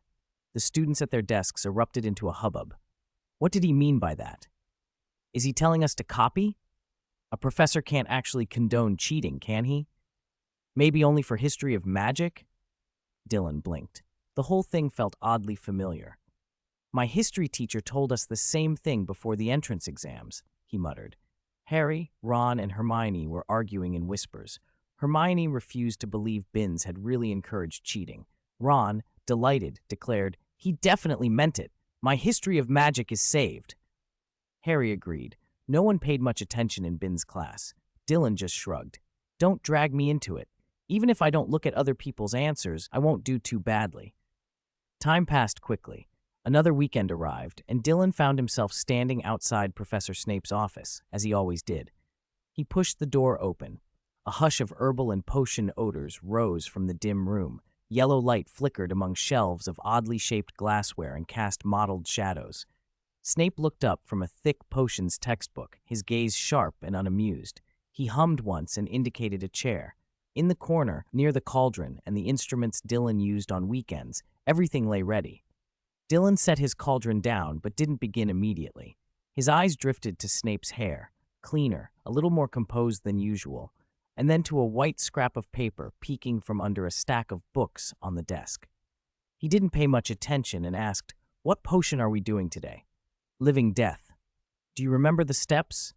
Snape replied. Dylan hesitated. That night he'd been up late. He'd snuck into the Forbidden Forest to feed Arno, and Hagrid had kept him longer than expected, so his head was foggy. He stammered. The name of the potion jolted him, and Snape's thin laugh was cold. "You cannot remember so basic a potion? Have you been devoting all your attention to watching Harry Potter make a fool of himself?" "I."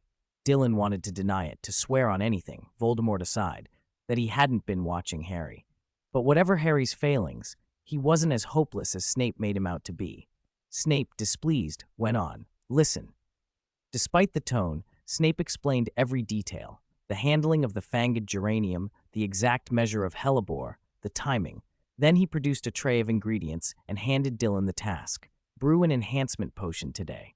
It would temporarily boost strength and endurance, useful for strenuous magical work. Dylan set the ingredients out carefully. He measured moonstone powder, fine, pale blue motes that glinted like broken starlight, and added them to the warmed cauldron. Snape watched as if he could see the weight of every grain. "Don't let the cauldron scorch," Snape warned. Dylan moved on to the lion's mane. He sliced, aiming for even pieces, but his cuts were too thick. "Too thick! This is not preparing dinner," Snape snapped, his voice booming. He stepped forward, took the small knife, and demonstrated. Each slice he made was perfect, even. He glanced at Dylan with a dry edge. "If you thought that was acceptable, next time I'll cut you up and toss you into the cauldron." Dylan couldn't help a nervous laugh. "I saw clearly, Professor. I don't think you'd really do that." Snape's eyes narrowed. "If you saw, then stir the cauldron. Do I have to guide you hand by hand?"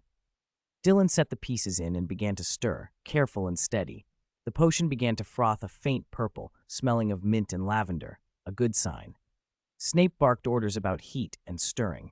Later, when the time came, Dylan took a hand to add the dragon's blood, 3 careful drops. The liquid roiled, the foam bulged, and Snape shouted, "Counterclockwise, faster!" Dylan obeyed. The mixture calmed into a deep purplish red with a golden sheen. When he finished, Snape inclined his head almost imperceptibly. "Not bad. Barely passing." His tone was still hard, but there was the tiniest flicker of approval. Dylan, exhausted, let out a breath of relief. He watched as Snape, contrary to custom, took the potion from the cauldron himself to decant it. With a free hand, Dylan's eyes drifted back to the desk and to that protruding scrap of paper. It had been bugging him since he'd first seen it, incongruous among Snape's neatness. He gave the books a gentle nudge so more of the paper showed. A schedule, he realized, and he read the first line aloud under his breath. 3 to 4. Self-study, potions. He skimmed down. 4 to 5, self-study, potions. 5 to 7, prepare how to physically punish the adorable lions, crossed out, replaced by thinking of Lily. Dylan blinked. He read on. 7-8, Great Hall, meals. 8 to 9, teach a class of even dumber pupils. 9 to 10, Teach another class of even dumber pupils. 10 to 11. Harass the white-bearded old man. 11 to 12. Great Hall. Meals. 15 to 1600. Teach until vomiting. 18 to 1900. Give Gryffindor detention. A chill crept up his spine. What are you looking at? Snape's voice sliced across the room. Dylan flinched and spun around. Nothing, Professor. He'd answered too quickly. He scrambled. Well, this paper. Snape reached out. Before Dylan could tell whether Snape had flicked his wand, the paper burst into flame and folded itself into ash, gone as if it had never existed. Look at me, Snape ordered. Dylan felt a cold internal panic. He forced his eyes up. Imperio! Imperio! He thought absurdly, trying to push a charm on himself that would make him forget. He felt his magical will flicker, an awkward, clumsy attempt at self-command. Snape watched him for a long heartbeat, then raised one eyebrow. You tell the truth? He asked finally, sounding faintly surprised. Humph, that was a bit of nonsense a Gryffindor scribbled in my class. I confiscated it. Dylan opened his mouth, then shut it. Professor, you don't have to explain to me, he managed. Snape's face hardened back into its usual mask. Very well, you don't need to clean up the cauldron. Go. Yes, Professor. Dylan turned to go but paused with his cloak half on his arm. Professor, do you need anything else? No, Snape said then, almost as if remembering, added, Next week we'll begin advanced potion work. Take this booklet and read it. He handed Dylan a small, plain booklet. Dylan accepted it eagerly, thinking it would be more advanced potion notes. He opened it and frowned, then looked up at Snape in surprise. The booklet's title stared back at him, Occlumency. Chapter 91, Occlumency and Legilimency. Dylan flipped through the little booklet in his hand and discovered it contained not only occlumency, but also Professor Snape's specialty, legilimency. He looked up, surprised, and asked cautiously, Professor, you didn't give me the wrong one, did you? Snape glanced at him. Do you think I can't read the title? Dylan gave a dry laugh. How could I dare? Snape snorted coldly. Remember, never let your emotions control you, and they are useless products of the brain. At once Dylan thought of the scrap of paper Snape had burned earlier, and of Lily. Emotions useless? Are you sure? He didn't linger on the thought. Snape was watching, and quickly answered, I understand, Professor. Snape narrowed his eyes and stared at him a beat longer, as if he'd sensed something, then waved him away. Once Dylan closed the office door behind him, the pressure he'd felt eased. He breathed out and hurried off to the dining hall, determined to finish his meal quickly and get back to the booklet. Both occlumency and legilimency were exactly the kinds of subjects he wanted to learn. He'd thought he'd have to wait until next term, or sneak into the restricted section to read about them. He remembered how he'd asked Flitwick about advanced defense against the dark arts, and McGonagall about unusual transfiguration around Christmas. After that, both professors had quietly begun teaching him material beyond the normal curriculum. Flitwick with advanced counter curses for the dark arts, McGonagall with secondary shaping of spells. He suspected they'd been trying to steer him away from dangerous lines of research, perhaps worrying he'd be led astray by Tom.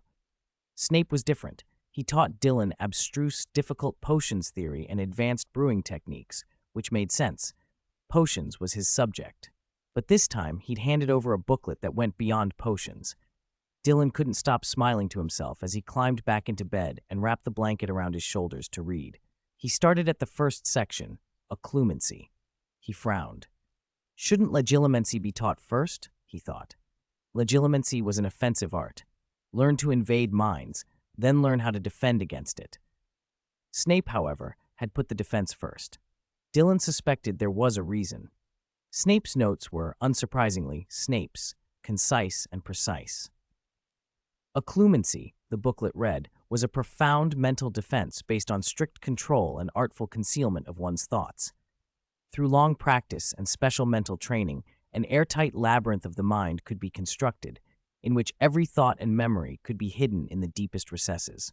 By constantly varying the frequency of one's thoughts, making them chaotic and noisy, a mind could become almost unreadable to an intruder. Dylan mused over the text. Those descriptions fit someone who'd mastered advanced occlumency.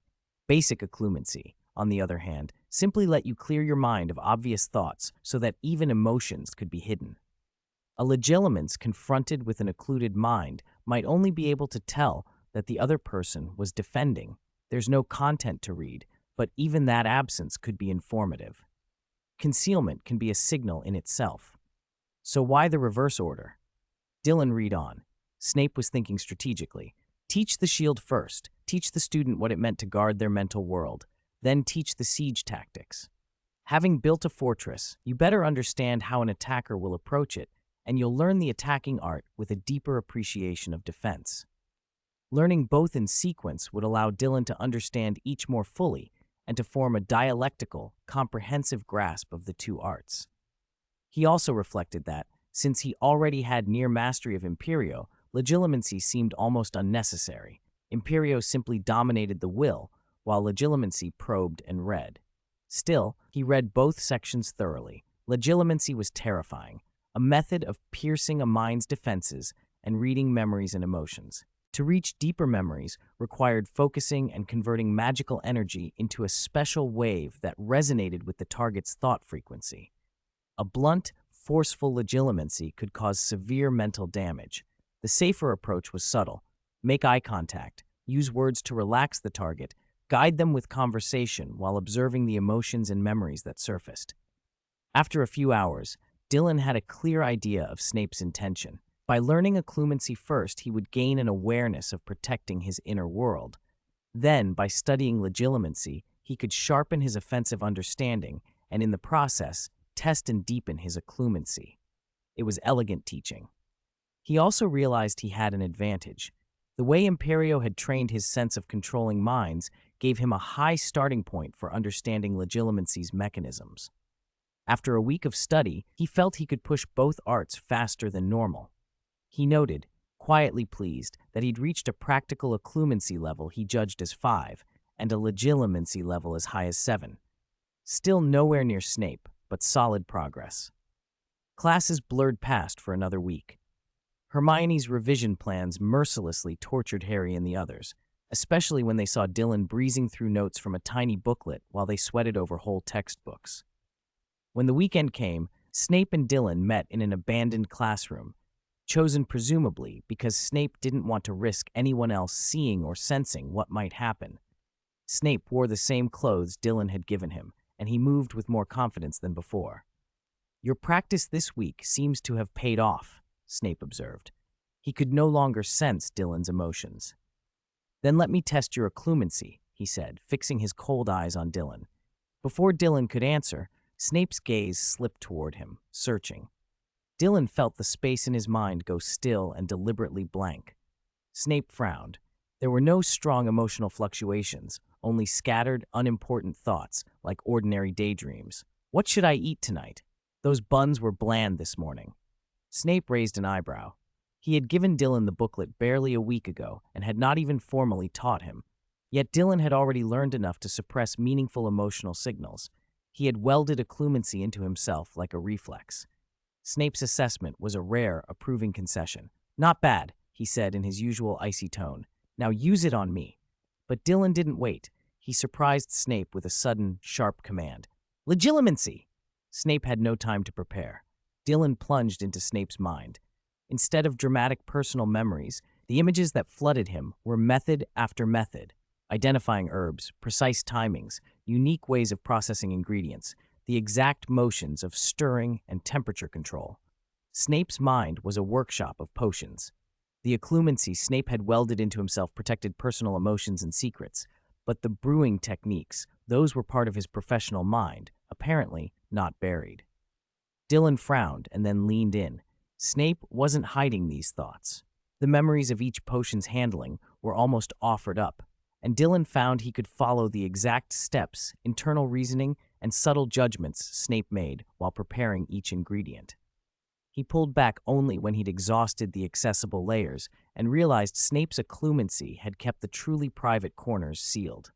Still, Dylan had learned more in those minutes than he had in weeks of reading. He could practically feel the way Snape adjusted an ingredient's potency by eye, the mental checklist for balancing a brew. For a moment, Dylan grinned inwardly. Was Snape letting him become Snape, to handle potions in his mind, to think the way Snape did? Snape said nothing, merely watched him, expression unreadable. Dylan had a new respect for the man's command of both defense and offense. An agent capable of walking close to Voldemort without being unmasked needed nothing less. And Dylan, with his own forbidden advantages and quick study, was beginning to understand how to think like a Legilimens and an Occlumens both. Chapter 92. I used the captivating charm on Professor Snape. He seems to want to kill me. What should I do? Urgent. A week? Is that all you've learned? Keep going. Increase your magical output. Professor Snape's voice reached him. Dylan blinked. He was buried in Professor Snape's memories, seeing everything from Snape's first-person perspective, living the potions master's instructions as if they were flowing through his veins. These memories were incredibly valuable. Even hands-on potion lessons couldn't compare to experiencing Snape's mind directly. Dylan sifted through them greedily and couldn't help but marvel. No wonder Snape had become someone Voldemort trusted. His occlumency was flawless. Even Voldemort's legilimency was advanced, but when he wanted something, he usually used Imperio. Still, Dylan occasionally imagined Voldemort casually probing Snape with legilimency and finding only loyalty. There was no hint of rebellion, only meticulous potion work and an obsession with technique. One scene showed Snape brewing the living death, the draught he'd asked Dylan about last week. The living death sent the drinker into a death-like sleep where they might see the person they most longed for. Dylan hadn't brewed it much himself, so this was a rare chance to study Snape's method. He increased his magical output and pushed his legilimency farther. At level 7, it wasn't at the master tier, but it was already powerful, enough for refined spell breakthroughs. Snape clearly underestimated him. He didn't expect a first year to have such an affinity for the dark arts. Dylan's legilimency was only 3 levels from max, and he also commanded a max-level Imperio, a spell with invasive similarities to legilimency. That combination let him pry past Snape's usual defenses. What is this? Dylan muttered as a cascade of involuntary associations flitted through Snape's mind. A woman with long, deep red hair appeared, Lily. Then flashed James, Sirius, finally Harry. The images concentrated on Harry. As Dylan pushed deeper, Snape's thoughts turned darker and unbearably intimate. Nightly longings, jealousies, the stuff Snape had never allowed anyone to see. Dylan froze. He hadn't meant to go that far. He immediately withdrew his legilimency. Snape's body reacted instantly.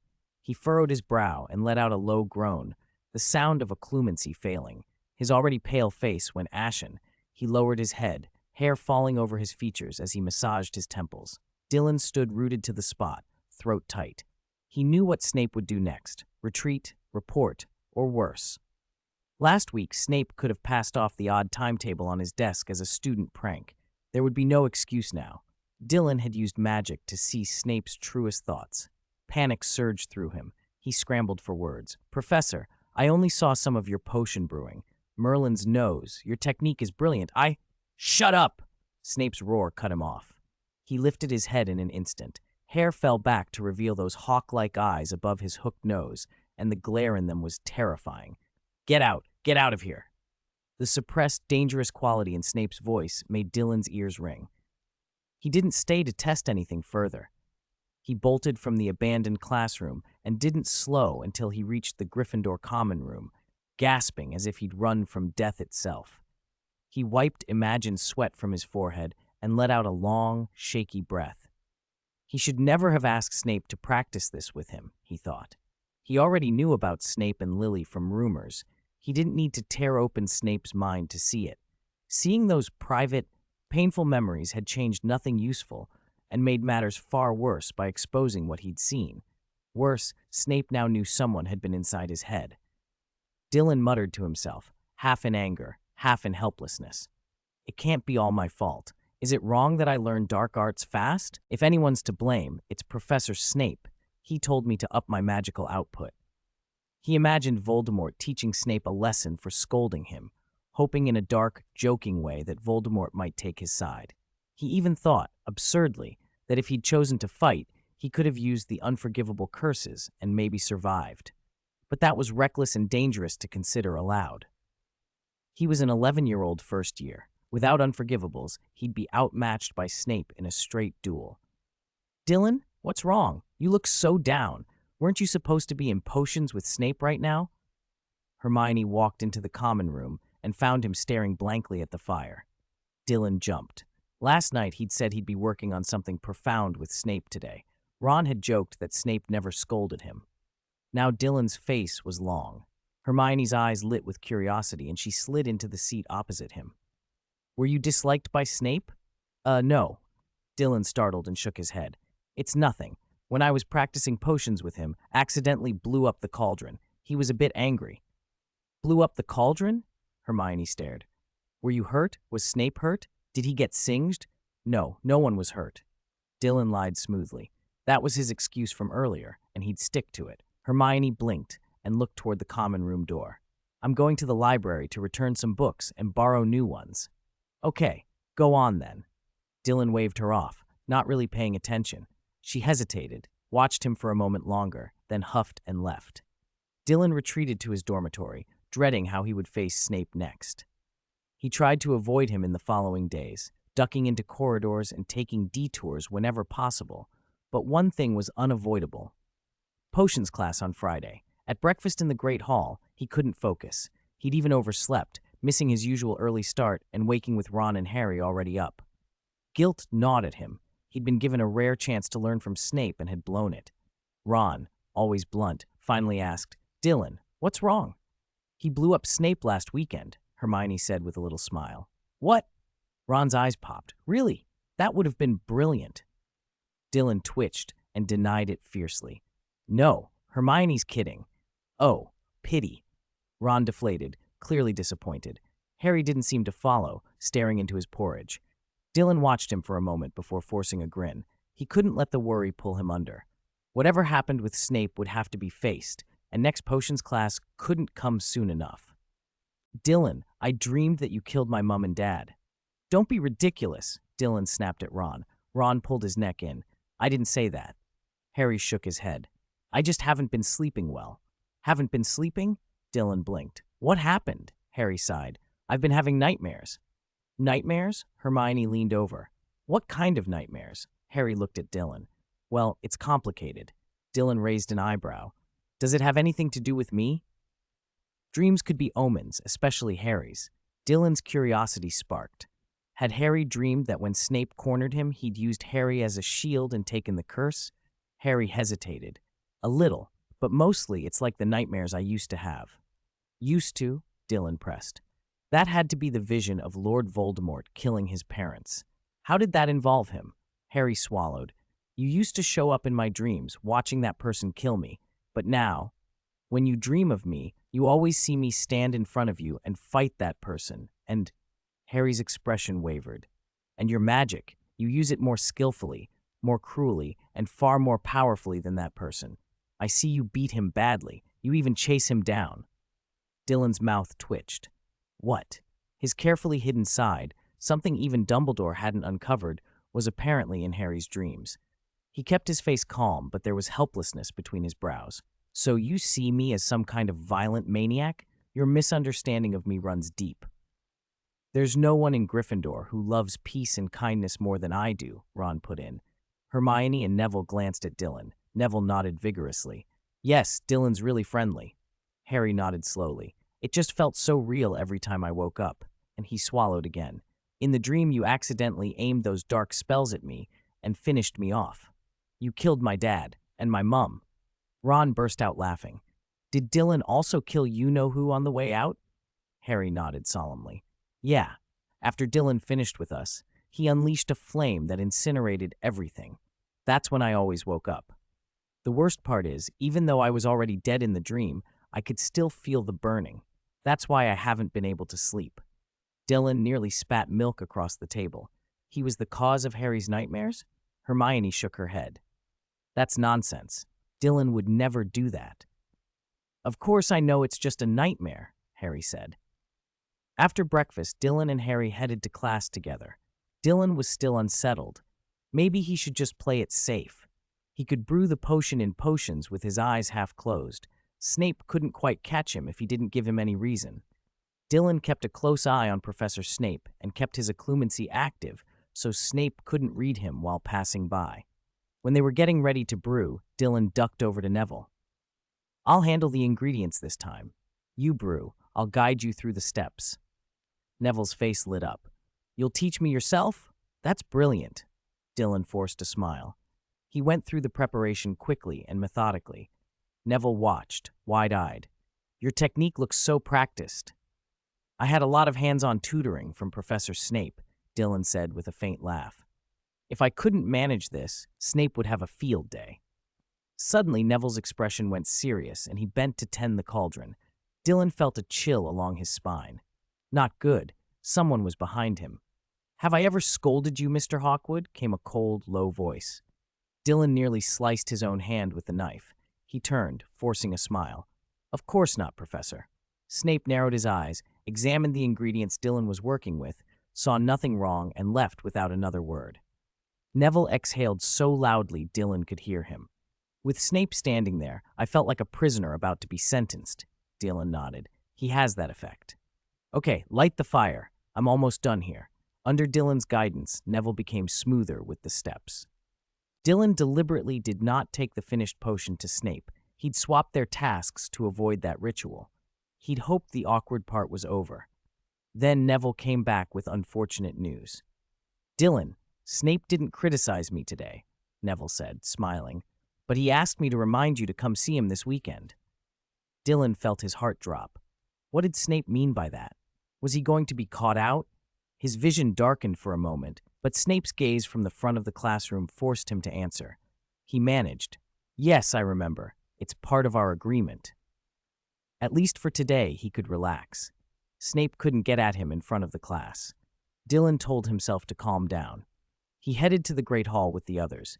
Harry and Ron chatted about how Snape had seemed less harsh today, as if his attention was elsewhere. Passing a corner, the group suddenly stopped. At the end of the corridor hung something dark and ragged, fluttering in a breeze. For an instant, Dylan thought it looked like a Dementor. Ron squinted. I thought Snape was hanging there. Dylan scanned the area to make sure Snape wasn't nearby and breathed a quiet sigh of relief. Don't say things like that, Hermione scolded. If Snape heard you talking about him behind his back, he'd dock 20 points. Okay, let's go eat, Harry said. Still a little shaken, the rag had unnerved him too. Classes ended, and the appointed meeting with Snape arrived. Dylan knocked lightly on the office door. Professor Snape, I'm here. The door is open. Come in, Snape's low voice replied. It didn't sound as furious as Dylan had feared. Dylan opened the door and froze. A cauldron was already set up, and the ingredients were laid out. Snape's voice, the heat's right. If you'd come any later, you'd have to do the whole setup yourself. Dylan recognized the ingredients at a glance. This was the living death potion, the one Snape had meant to teach him last week after the occlumency and legilimency exercises. He stepped forward, adding the saprophoros beans to the warm cauldron with careful, practiced movements. Purple smoke rose. He stirred. He added the bat spleen, which sizzled as it touched the liquid, and sweat beaded on his forehead, though he dared not falter. Finally, he added the unicorn hair. The cauldron boiled, and the liquid shifted from black to crimson to an eerie green. Dylan adjusted heat and stirring speed by memory and the notes Snape had forced him to learn. When the potion finally settled, radiating the correct chill, Snape stood and examined it. Barely acceptable, he said. Dylan pursed his lips. Snape's appraisal stung, and yet a moment later Snape added, Your occlumency and legilimency are not bad. Dylan froze. The potion had only been barely acceptable, and now Snape called his mind works not bad? Was it praise or sarcasm? He waited. Snape's voice was dry.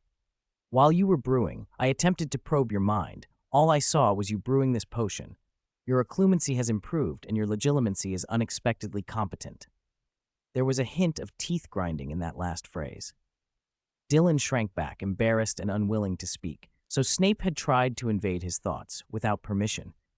Fortunately, after another week of practice, Dylan's occlumency had reached a new level. When Snape made a cautious intrusion, Dylan had instinctively activated his defenses and kept him at bay. Snape watched him, then sneered.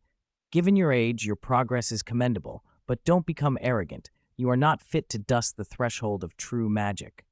Dylan forced a smile. You're right, Professor. Snape, who had been a professor at a remarkably young age, snorted and then flicked his wrist.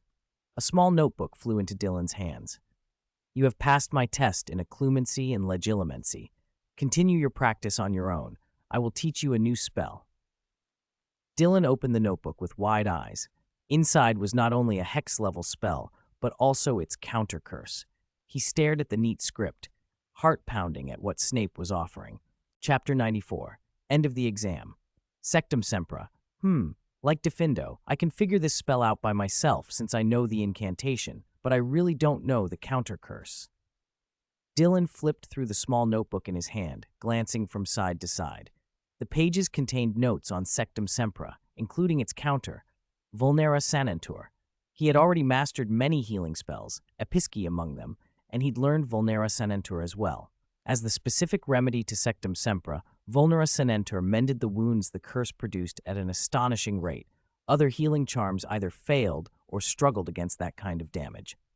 Compared with most hexes, Sectum Sempra was surprisingly practical. It didn't require some twisted murderous will to cast, only the intent to harm. Dylan didn't even need to summon intense hatred to use it, and unlike other dark spells, it wasn't strictly monitored by the Ministry. Though powerful, it didn't have to be registered, and so long as one didn't claim to have learned it from a wanted dark wizard, there weren't huge legal issues. It's quite a covert attack, he thought. If I could just slice a throat without generating obvious killing intent, without needing occlumency, it's an effective way to deal with someone. Of course, the killing curse still reigned supreme when it came to outright murder, but Avada Kedavra couldn't be used publicly without attracting attention. Sectum Sempra, by contrast, could be used discreetly. A low voice cut through his thoughts. What are you thinking about? Dylan blinked and came back to the present. He'd been using occlumency before entering Snape's office, so he hadn't worried about the professor prying into his mind. He'd only briefly entertained a few ideas and had not lingered on any of them.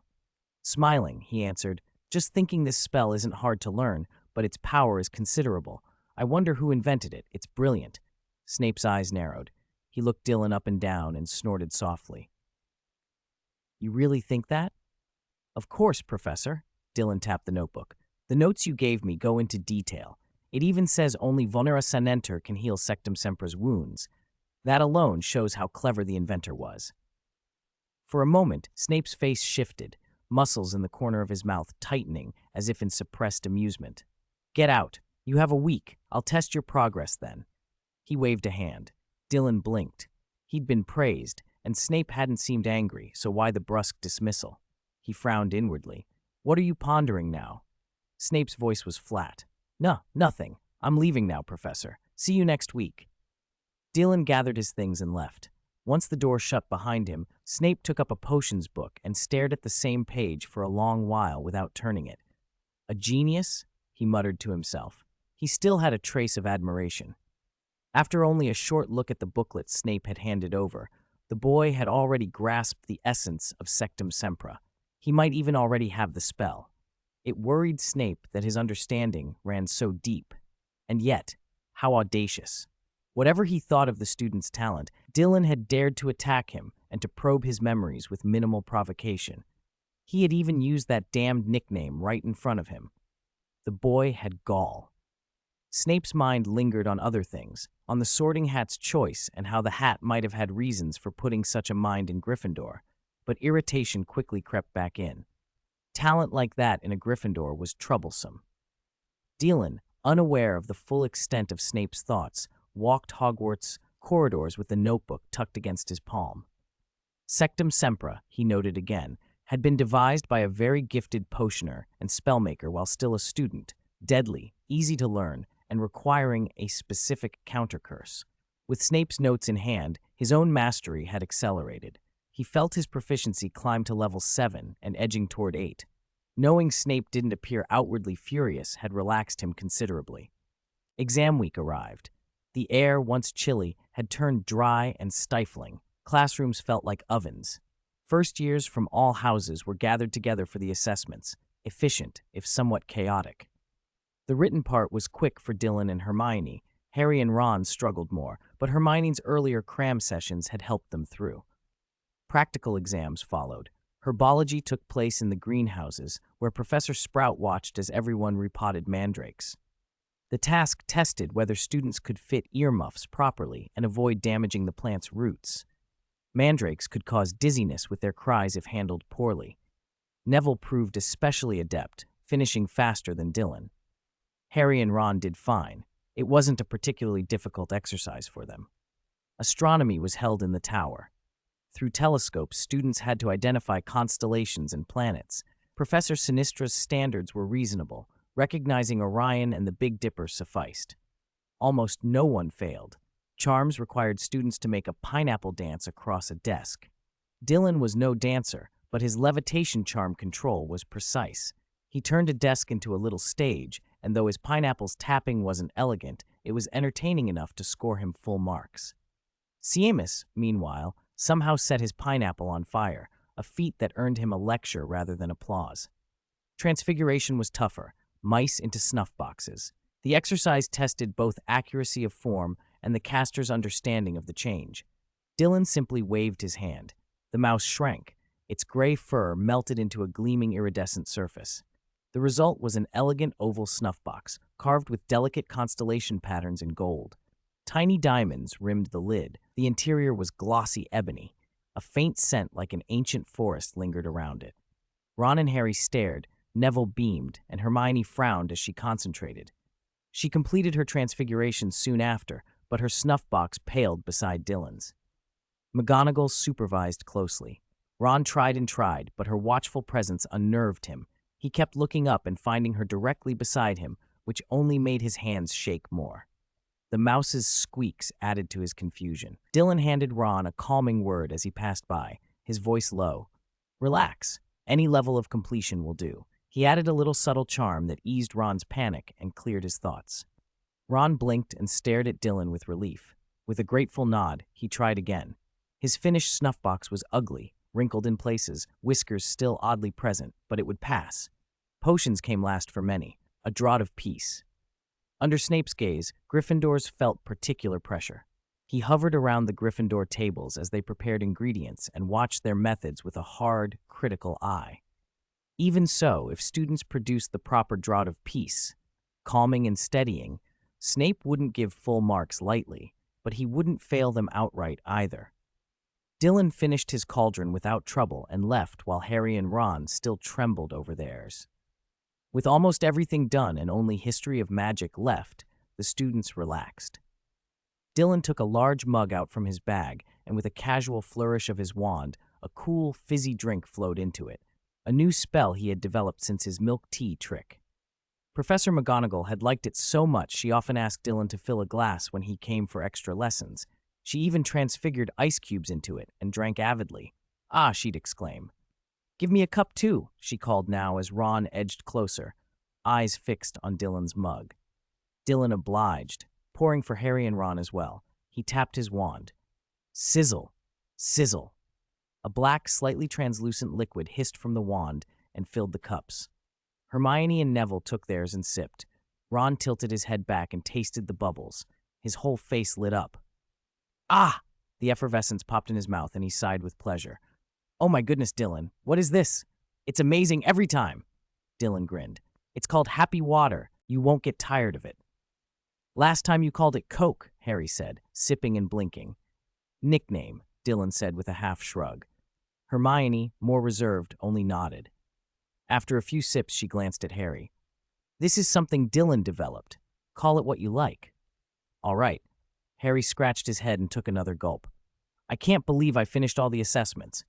Ron swallowed a few more mouthfuls, then, after the bubbles had died down, breathed out. "Yeah, I thought I was going to fail Transfiguration for sure. That mouse was impossible."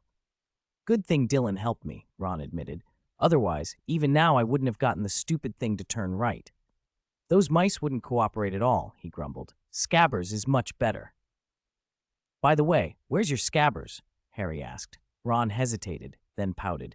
"He's been poorly lately, whimpering, sometimes in pain, barely making a sound. I put him in the little box room I made for him." Harry looked surprised. He'd been busy and hadn't noticed his friend's pet. Now that he had time, he was finally getting answers. Chapter 95, New Refined Trait, Crucio Hell. Mission requirement, make a professor beg for mercy? Yeah, Madame Pomfrey can't figure out what's wrong with Scabbers either. She said it might be because he's old. Ron sighed. Scabbers is Percy's pet. I heard a witch at the Diagon Alley Magical Menagerie say that ordinary rats don't usually live past 3 years. Scabbers must be ancient. He looked a little mournful. Oh, if Scabbers goes, I don't know what sort of pet I'd get next. Hermione glanced at him. Are you sure Mrs. Weasley would even buy you another one?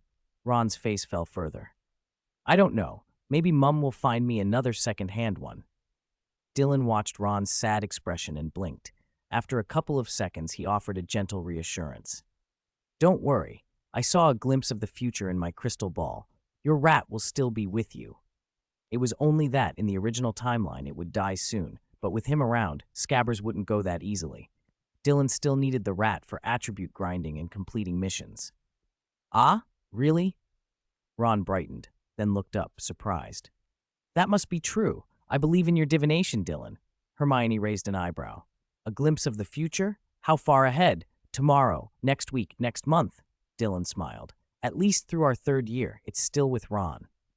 Hermione's eyes widened. Wow, can a rat really live that long? Isn't he second-hand? Ron glared. That just means Scabbers is a lucky rat. Stop saying that. Hermione opened her mouth, then Harry suddenly clasped his forehead. Sss! Everyone flinched at the painfully pained look on Harry's face. Neville rushed over.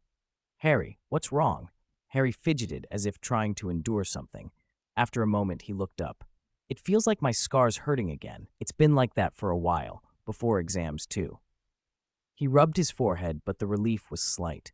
At first, I thought it was stress from studying with Hermione. Too much pressure. Hermione's eyes widened. Harry hunched his shoulders. Then I realized it's not that. Lately, the pain's been more frequent. This isn't normal exam stress.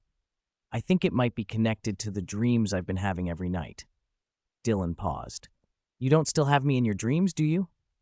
Harry pursed his lips and nodded slightly. Dylan's mouth twitched. You could also look at it another way. A painful scar could be a sign of danger. Maybe. You know who is on the move? What? Ron was stunned. Harry blinked rapidly. If you know who is moving, what does that mean? Dylan raised an eyebrow. Weren't you investigating the Philosopher's Stone before? I'd guess they might be making a move on it. Harry tensed, words coming out in a rush. Dylan, can you use your divination to tell us? Divination about what? Whether Vold, you know whose plan will succeed. Dylan waved one hand with a reassuring smile. My divination isn't precise enough for detailed outcomes yet, but I can read general fortune, good or bad. I believe if you trust your heart and follow it, good fortune will come. Good fortune? Harry stared, not quite understanding. Dylan explained, I mean your future fortune looks favorable. If that's true, then you know whose fortunes will likely be bad. Harry nodded, half relieved. That makes sense. All right, let's go eat. Exams are over, but that doesn't mean things will calm down. I still have 3 spells to research today. Dylan turned for the Great Hall. He was starving. Okay. Harry didn't know why, but just hearing Dylan say that eased the pain in his scar a little. He rubbed his forehead and followed. Neville, passing by, called out confidently, Don't worry, even if Dylan is only a first year, he's much stronger than us. The professors all praise him. Professor Snape's even been more lenient toward Gryffindor because of him. Hermione interrupted, unamused. You mean Snape gives Dylan points, then finds reasons to take back twice as many? Neville looked affronted but conceded. At least Snape gave points in the first place. Hermione was silent. Neville turned back to Harry. Since Dylan says your luck is very, very good and blessings are ahead, you can be totally reassured. Then Neville hurried after Dylan. Dylan, thanks to your study tips, my exams went smoothly. That's good. Watching them walk off, Harry felt a determined resolve harden inside him. Good. No matter what you know who planned, he'd stop it. But his resolve evaporated when a new worry hit. What? Headmaster Dumbledore was called to London by the Ministry of Magic? Harry became anxious again. He had listened to Dylan and had wanted to tell Dumbledore everything while they were eating, but Professor McGonagall had said the headmaster was away and wouldn't be back until at least tomorrow. The uncertainty gnawed at him, and the pain in his scar intensified. After leaving McGonagall's office, Harry muttered to Ron, "This must be Quirrell's plot." Hermione nodded. "If Dumbledore were here, Quirrell couldn't do anything. But if the headmaster's gone," Ron frowned.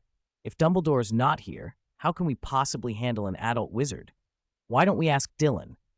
Harry sighed. "We should tell McGonagall. I don't want to involve Dylan." Hermione shrugged. "Then what are we waiting for? Let's go." They knocked on Professor McGonagall's office again. Harry left out the part about the dragon egg and relayed the rest. McGonagall didn't believe him. "What nonsense are you talking about? Professor Quirrell was personally recruited by Headmaster Dumbledore.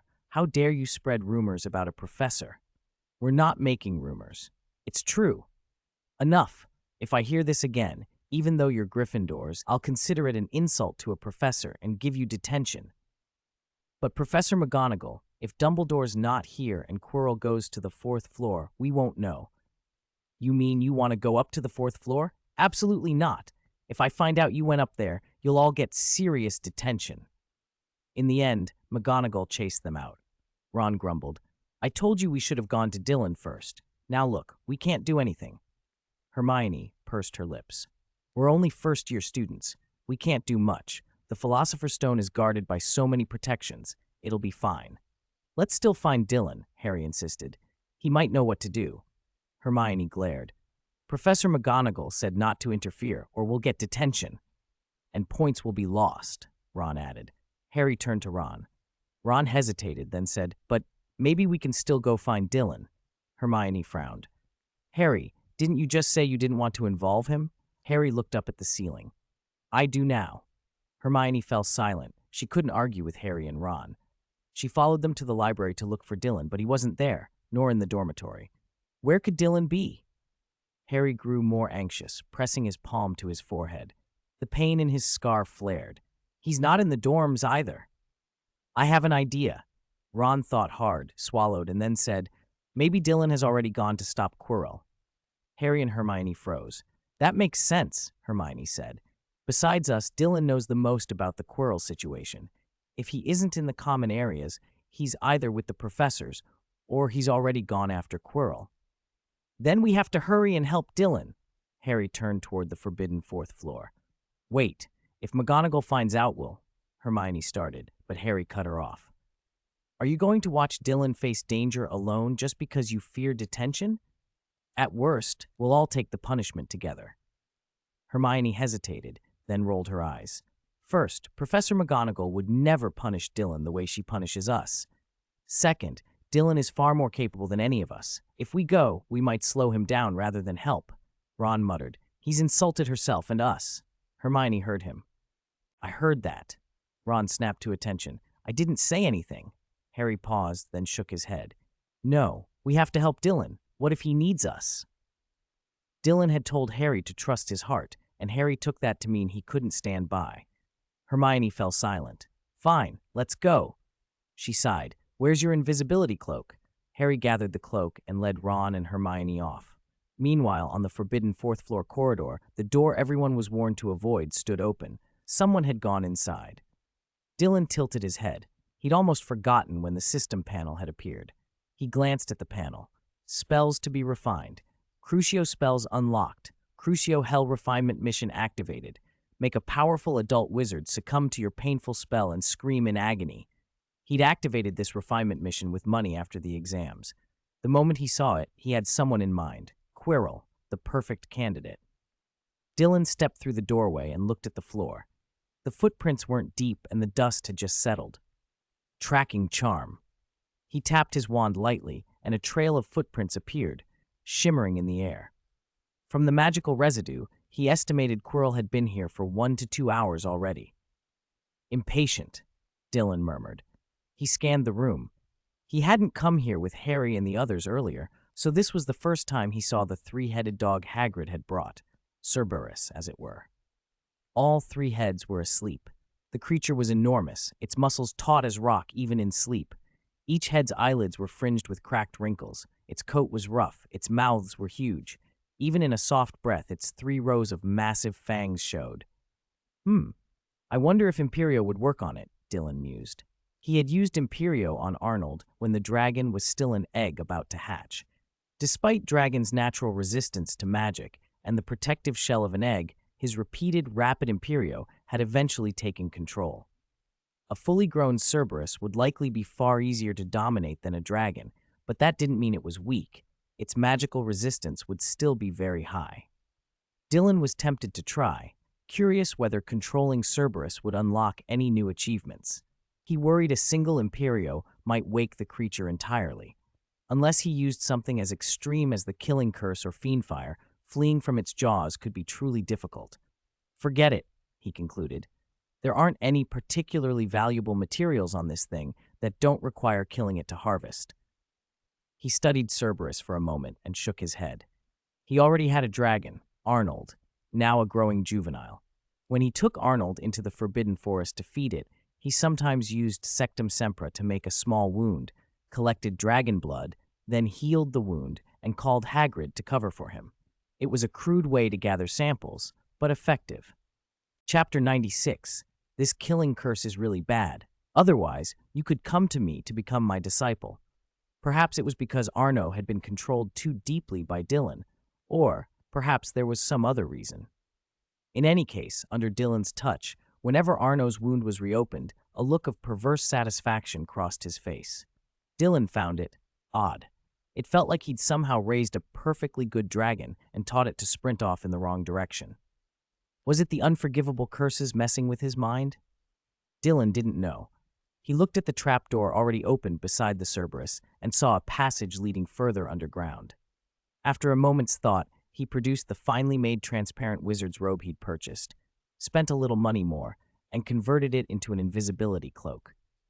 Pulling it on, he leapt down. Vines shot out the instant he landed, trying to wrap around him. Devil's snare, huh? A ring of fire bloomed around Dylan, not ordinary fire, but a controlled shaping of fiend fire. The fierce flames burned through the approaching vines. Those that hadn't reached him froze mid-advance and retreated. The drop hadn't been high. Dylan landed without needing any spell to cushion his fall and glanced around. After confirming there were no more traps left by Quirrell, he moved forward. Magical vibrations prickled the air. Dylan looked up and saw a flock of keys flitting back and forth, their metallic surfaces gleaming. Professor Flitwick's handiwork? He smiled faintly. For a moment he felt like a student who had finally broken through a professor's little test. He steadied the wand in his palm, letting a clear, transparent magic flow. Turning slightly, he spoke softly, Wingardium Leviosa. An invisible but potent force surged outward, overwhelming the space and sweeping toward the flying keys. Wherever the spell touched the air, ripples formed as if an invisible hand stirred it. The keys, which had been darting about, sensed the oppression. Their flight grew frantic. They began to collide, and the clinking of metal filled the corridor. Dylan could feel them struggling against his magic and smirked. Their frantic resistance made them heavier and clumsier.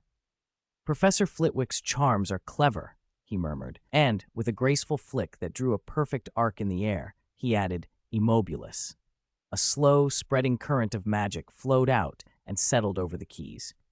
The little creatures froze midair as if caught in a freezing charm. Their metallic surfaces flashed coldly, but they hung motionless. Dylan folded his arms, wand dangling, and watched them drift toward him. The frozen keys gathered in front of him into a shimmering curtain. He studied them closely, searching for the one that had stood out among them. Soon he found it. Older than the rest, it trembled faintly even under his double spell, as if trying to break free. Accio! The key whooshed through the others and landed in his palm. Playing with it, Dylan walked to the closed door beyond. This is hardly a defense Quirrell couldn't pass, he said aloud. He didn't know whether Professor Flitwick trusted his own wards or what, but this checkpoint felt like a simple flying game. He'd come to see Flitwick's skill, not to brute force things, though he could have, given the spell he'd just learned, a variant of the bombardment charm called Burst Break. He hesitated, then casually lofted the key and with a slight twist of his wrist, snapped half the key's wing off. At the same time, he released his hold on the other keys. They scattered and clung to the ceiling, as far from the floor and from him as they could get. Dylan raised his wand, pointed at the door and called, "Burst break!" The word echoed, and a deep, concentrated magical force slammed into the heavy door. There was a roar. The wood shuddered, the carved patterns warped and ripped. Cracks spidered out, and the entire plank exploded into splinters and dust. As the air cleared, Dylan stepped through the wreckage, wand still in hand. The door had special protections, he observed. Alohomora wouldn't have worked. Something else was reinforcing it. But my offensive focus is solid. Even Flitwick's door didn't hold. He hoped the noise hadn't alerted the professors. He glanced around, puzzled. These walls don't seem to be warded.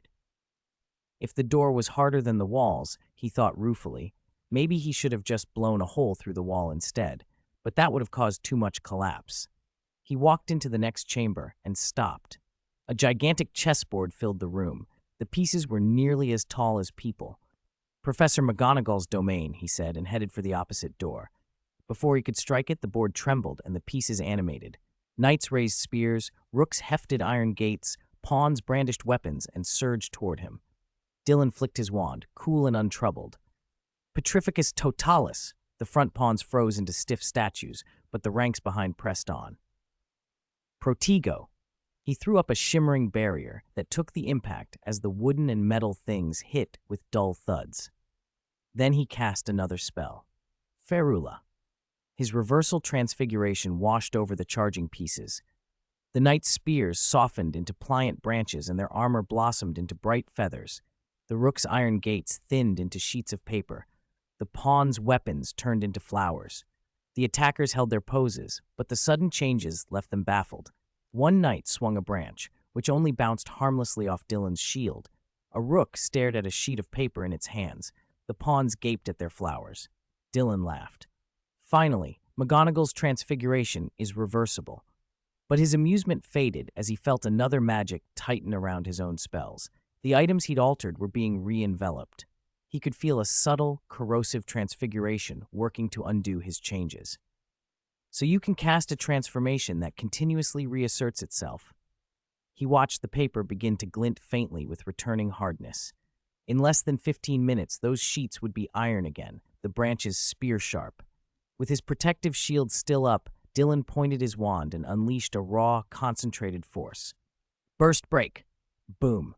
One after another, the front ranks were obliterated, each piece vanishing in a series of explosive blasts that sent shards of their forms flying. Light flashed, dust and splinters whipped through the air. Dylan stood in the center of the fallout, his robes and hair tossed by the shockwaves, wand steady. Any debris that approached him was repelled by Protego. In moments, the battlefield was rubble. He walked through the aftermath, lowered his wand, dusted himself off, and faced the next door. Burst break, he said again. Another doorway exploded inward. Dylan couldn't help the small thrill that rose in him. No wonder some wizards traveled the world mastering a single spell. One skill to solve all seemed oddly apt. If he'd wanted to, he could have used Burst Break from the start and saved himself the chore of transfiguration, but he'd wanted to see McGonagall's craft. Maybe he was learning offensive magic a little too fast, he mused as he stepped into the next room. A rancid stench hit him, worse than he remembered. His stomach churned, a familiar smell, even worse than before. He reached up and activated the bubblehead charm, sealing his head in a transparent globe that kept the fumes out. Ahead, sprawled in the center of the room, lay a huge corpse, a troll. Thermovision, he muttered, drawing a faint enchantment over his eyes that let him see heat. The world shifted, objects glowed with varying intensities. The troll was haloed in faint red, residual heat. Dylan assessed the glow and estimated the creature had been dead roughly an hour, but there were no visible wounds. He knelt, inspected the ground beneath the troll, and saw shallow claw marks, scuffs from a brief struggle before the end. This killing curse was used so poorly it made the troll struggle twice, he said with a smirk as he tugged at the troll's beard and wiped away the snot. If you can't cast it properly, you might as well come apprentice with me. I don't ask for much as an apprenticeship fee, just Lord Voldemort's soul would do. Dylan moved on to the next room. Professor Snape's handiwork, that scent again, he murmured. The moment he stepped inside, a heavy potion aura hit him. Black flames licked along the walls. Even the great double doors were swallowed by that same strange fire. The flames didn't burn the stone or the wood. They burned as if on a plane of their own, searing with heat but not consuming anything. What sort of magic is this? Dylan could tell at once these weren't fiendfire. The malign intent he knew to listen for in fiendfire was absent. Whatever this was, it was controlled, clinical, fiercely hot, but not malevolent in the same way. He'd brewed with Snape enough to know the man kept tricks for himself. Snape's cauldron could spark and cool itself on command, but this fire was different. It wouldn't surprise him if Snape had hidden some other wrinkle in the wards, so Dylan took no chances and left the flames alone. Simple protective shields would stop them if needed. A table in the center of the room held 7 bottles and a scrap of paper. The handwriting on the scrap was messy and abrupt, unmistakably the work of someone impatient and contemptuous. Snape's voice was in the ink slant, terse, sarcastic, and meant to test. Dylan read the riddle. Danger lies before you, while safety lies behind. 2 of us will help you. 1 will take you onwards, 1 will lead you home. 2 of us are nettle wine, 3 are killers. Choose, unless you wish to linger here forever. 4 clues should guide you. First, no matter how the poison hides, it is always to the left of the nettle wine. Second, the bottles at both ends are different, and neither will help you go forward. Third, the largest and the smallest bottles do not contain death. Fourth, the second from the left and the second from the right, though different in appearance, taste the same. Dylan smirked. Snape loved these logic traps, enough to stump the careless, irritating enough to watch them stumble. Dylan had spent weekends brewing with Snape and arguing about potions, picking up these little puzzles like scraps. His own thought process was fast, methodical. He ran the possibilities through his head and settled on the correct bottle in a moment. He didn't bother with a blow-by-blow explanation.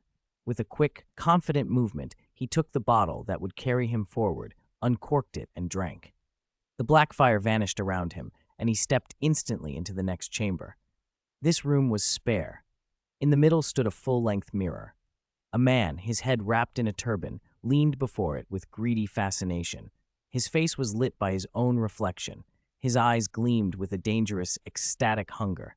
He was lost in it, until a hoarse voice rasped from somewhere at the back of his head. "Stop staring at that nonsense. Someone's come through the flames." Quirrell snapped out of his dream and spun. He looked left and right, surprised and suddenly fearful. "Who?" "It's either Potter or the one who used Crucio on you in the forest," the hoarse voice growled. "Do something, you fool. Do you want to taste the unforgivable curses again?" Dylan, under his invisibility cloak in the shadow, almost laughed. Quirrell had learned one lesson. The newcomer might be the one who'd broken his mind with dozens, 44, maybe more, of Crucio spells. The memory made him tremble. His hand shook on his wand as he shouted, "Avis!" Quirrell flung every spell he could at the cloak, frantic. Nothing moved under it. Dylan kept the cloak tight and still. Quirrell's magic could do nothing. The man's breath hitched. His voice came out thin and small. "Are you afraid of me?" Dylan said suddenly, changing his voice to something cold and amused. Quirrell flinched as if struck. "Who?" "What, you think Potter's the only one who can make an ugly noise?" The hoarse voice muttered irritably from inside the turban. Quirrell sputtered, trying to convince himself he wasn't afraid. He began to bluster, but the tremor in his hands persisted. Dylan let his cloak fall. He stepped forward with a smile that felt like a deliberate, gentle cut. "Hello, Professor Quirrell.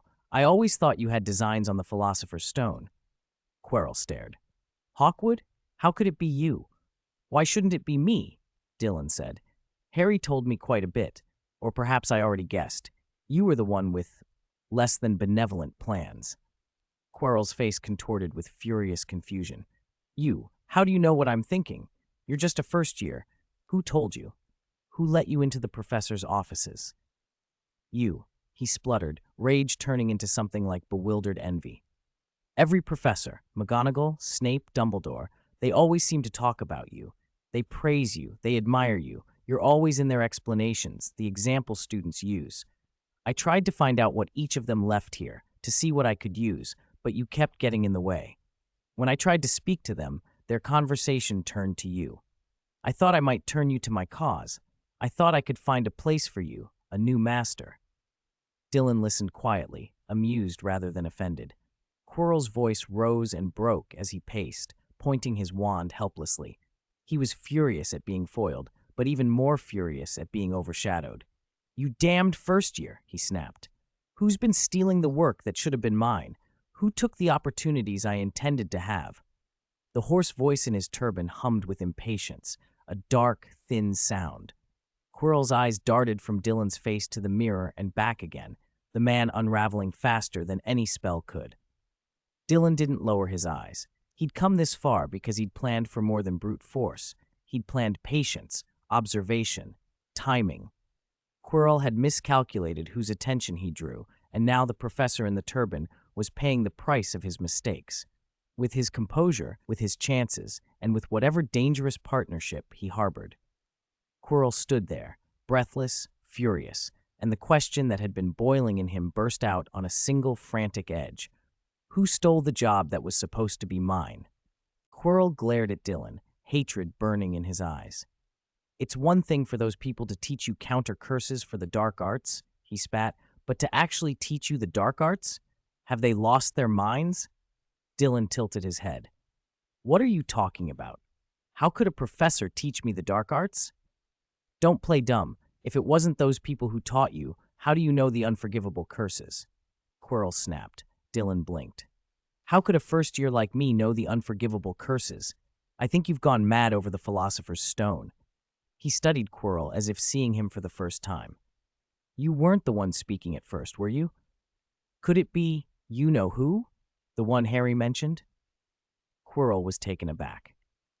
How could this little brat deny what had happened? Could it be that someone else had attacked him and his master in the Forbidden Forest? He frowned and appraised Dylan. The other boy seemed to be alone. Quirrell's anger flickered, and almost unexpectedly, a smile crept across his face. "Since you already know I'm here for the Philosopher's Stone, and you dared to come alone, are you interested in the stone yourself?" Dylan didn't deny it. Instead, he spoke slowly, as if weighing each word. Nicholas Flamel dreamed an angel told him he would receive a magical book. With only 2 florins, he bought an ancient text called the Book of Abraham the Jew. He spent 21 years deciphering it and gathering materials, and finally created the Philosopher's Stone. Quirrell's frown deepened. "Where did you learn that? Why are you telling me this?" Dylan gave a soft chuckle. "I'm saying that instead of possessing a stone someone else made, it's better to make something even more miraculous yourself. If I'm not mistaken, you want to use the stone to bring you-know-who back, don't you?" Quirrell's eyes hardened. "So what if I do?" Dylan glanced at the turban on Quirrell's head. "Let me guess. The voice that first warned you sounded like it came from the back of your head. Could it be that infamous you-know-who, Lord Voldemort, is hiding on that foul-smelling scalp of yours?" Quirrell's face drained of color. How dare a first-year call his master by name? "How dare you say that? My master will be furious." "So," Dylan shrugged, "I was originally going to win you over, but since you dare speak of my master that way, you'll die." Quirrell drew his wand. "You'll die?" Dylan smiled and pulled his hood back up. Quirrell struck without warning. Avada Kedavra! A wicked green jet shot toward where Dylan had been standing. The beam passed through the spot and struck the stone walls instead. Quirrell froze, eyes darting, wand held to his chest, feet shifting uncertainly. "Child, you must have some misunderstanding about me. Come out and we'll sort this out. Don't you want to study the power of the Philosopher's Stone? The power to restore the dead, turn lead into gold, grant eternal life. Are you not tempted? Your parents are muggles. They will die eventually. Don't you want them by your side forever?" His voice echoed around the room as if he were talking to himself. For a moment, there was only Quirrell's voice and the silence of the empty chamber. "Idiot! He's already close." A hoarse voice hissed from the back of Quirrell's head. Quirrell spun. Before he could react fully, a spell tore through him. Sectum Sempra! There was no visible light, only a ripping sound, like silk tearing. Quirrell's robes were slashed open by several clean, brutal cuts. Wounds spread across his skin like writhing snakes, blood gushing out and splattering the stone floor. Dylan felt a grim satisfaction. "This feels like Professor Snape's spell. I picked it up quickly enough." A system prompt chimed. System, congratulations, you have severely injured your professor. Achievement unlocked. Quirrell staggered back, hands clamping at his wounds. He croaked through clenched teeth. How do you know that curse? His eyes blazed at Dylan. Who, if not Dylan, had attacked him in the forest? A first year knowing such a powerful dark spell was absurd, unless someone had taught him. Idiot, stem the bleeding. I can feel my life slipping away. From the back of Quirrell's head, the hoarse voice hissed. Master, I'm stopping the bleeding. Use magic. Huh? Oh, Quirrell fumbled for his wand. Reparo. Magical energy flowed from the wand, but the wounds kept bleeding. The voice barked again, exasperated. Don't you know the counter curse for Sectum Sempra? Quirrell snapped to his feet. Right. Snape created it. Ordinary healing won't do. He thrust his wand forward. Vulnera Sanentor. The bleeding slowed, but did not stop. Again, the voice demanded. Quirrell cast it twice more. Vulnera Sanentor, and the wounds slowly closed. After the third casting, his chest was whole again, though without Dittany applied, his skin would likely scar. He ignored that. His master's needs came first.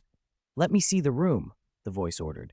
But master, the last time you acted yourself. Enough, Quirrell snapped, snapping shut. He removed his turban. The shaven head beneath gleamed, narrow nostrils and pale, immobile, snake-like eyes revealed. The voice belonged to Voldemort, and Voldemort had taken full control. The mirror at the center of the chamber, the mirror of Eraised, lifted into the air at Voldemort's gesture and began to spin slowly. Where it had reflected empty space, the image inside shifted. Even with the invisibility cloak concealing a person physically, the mirror showed desire. It could not be fooled.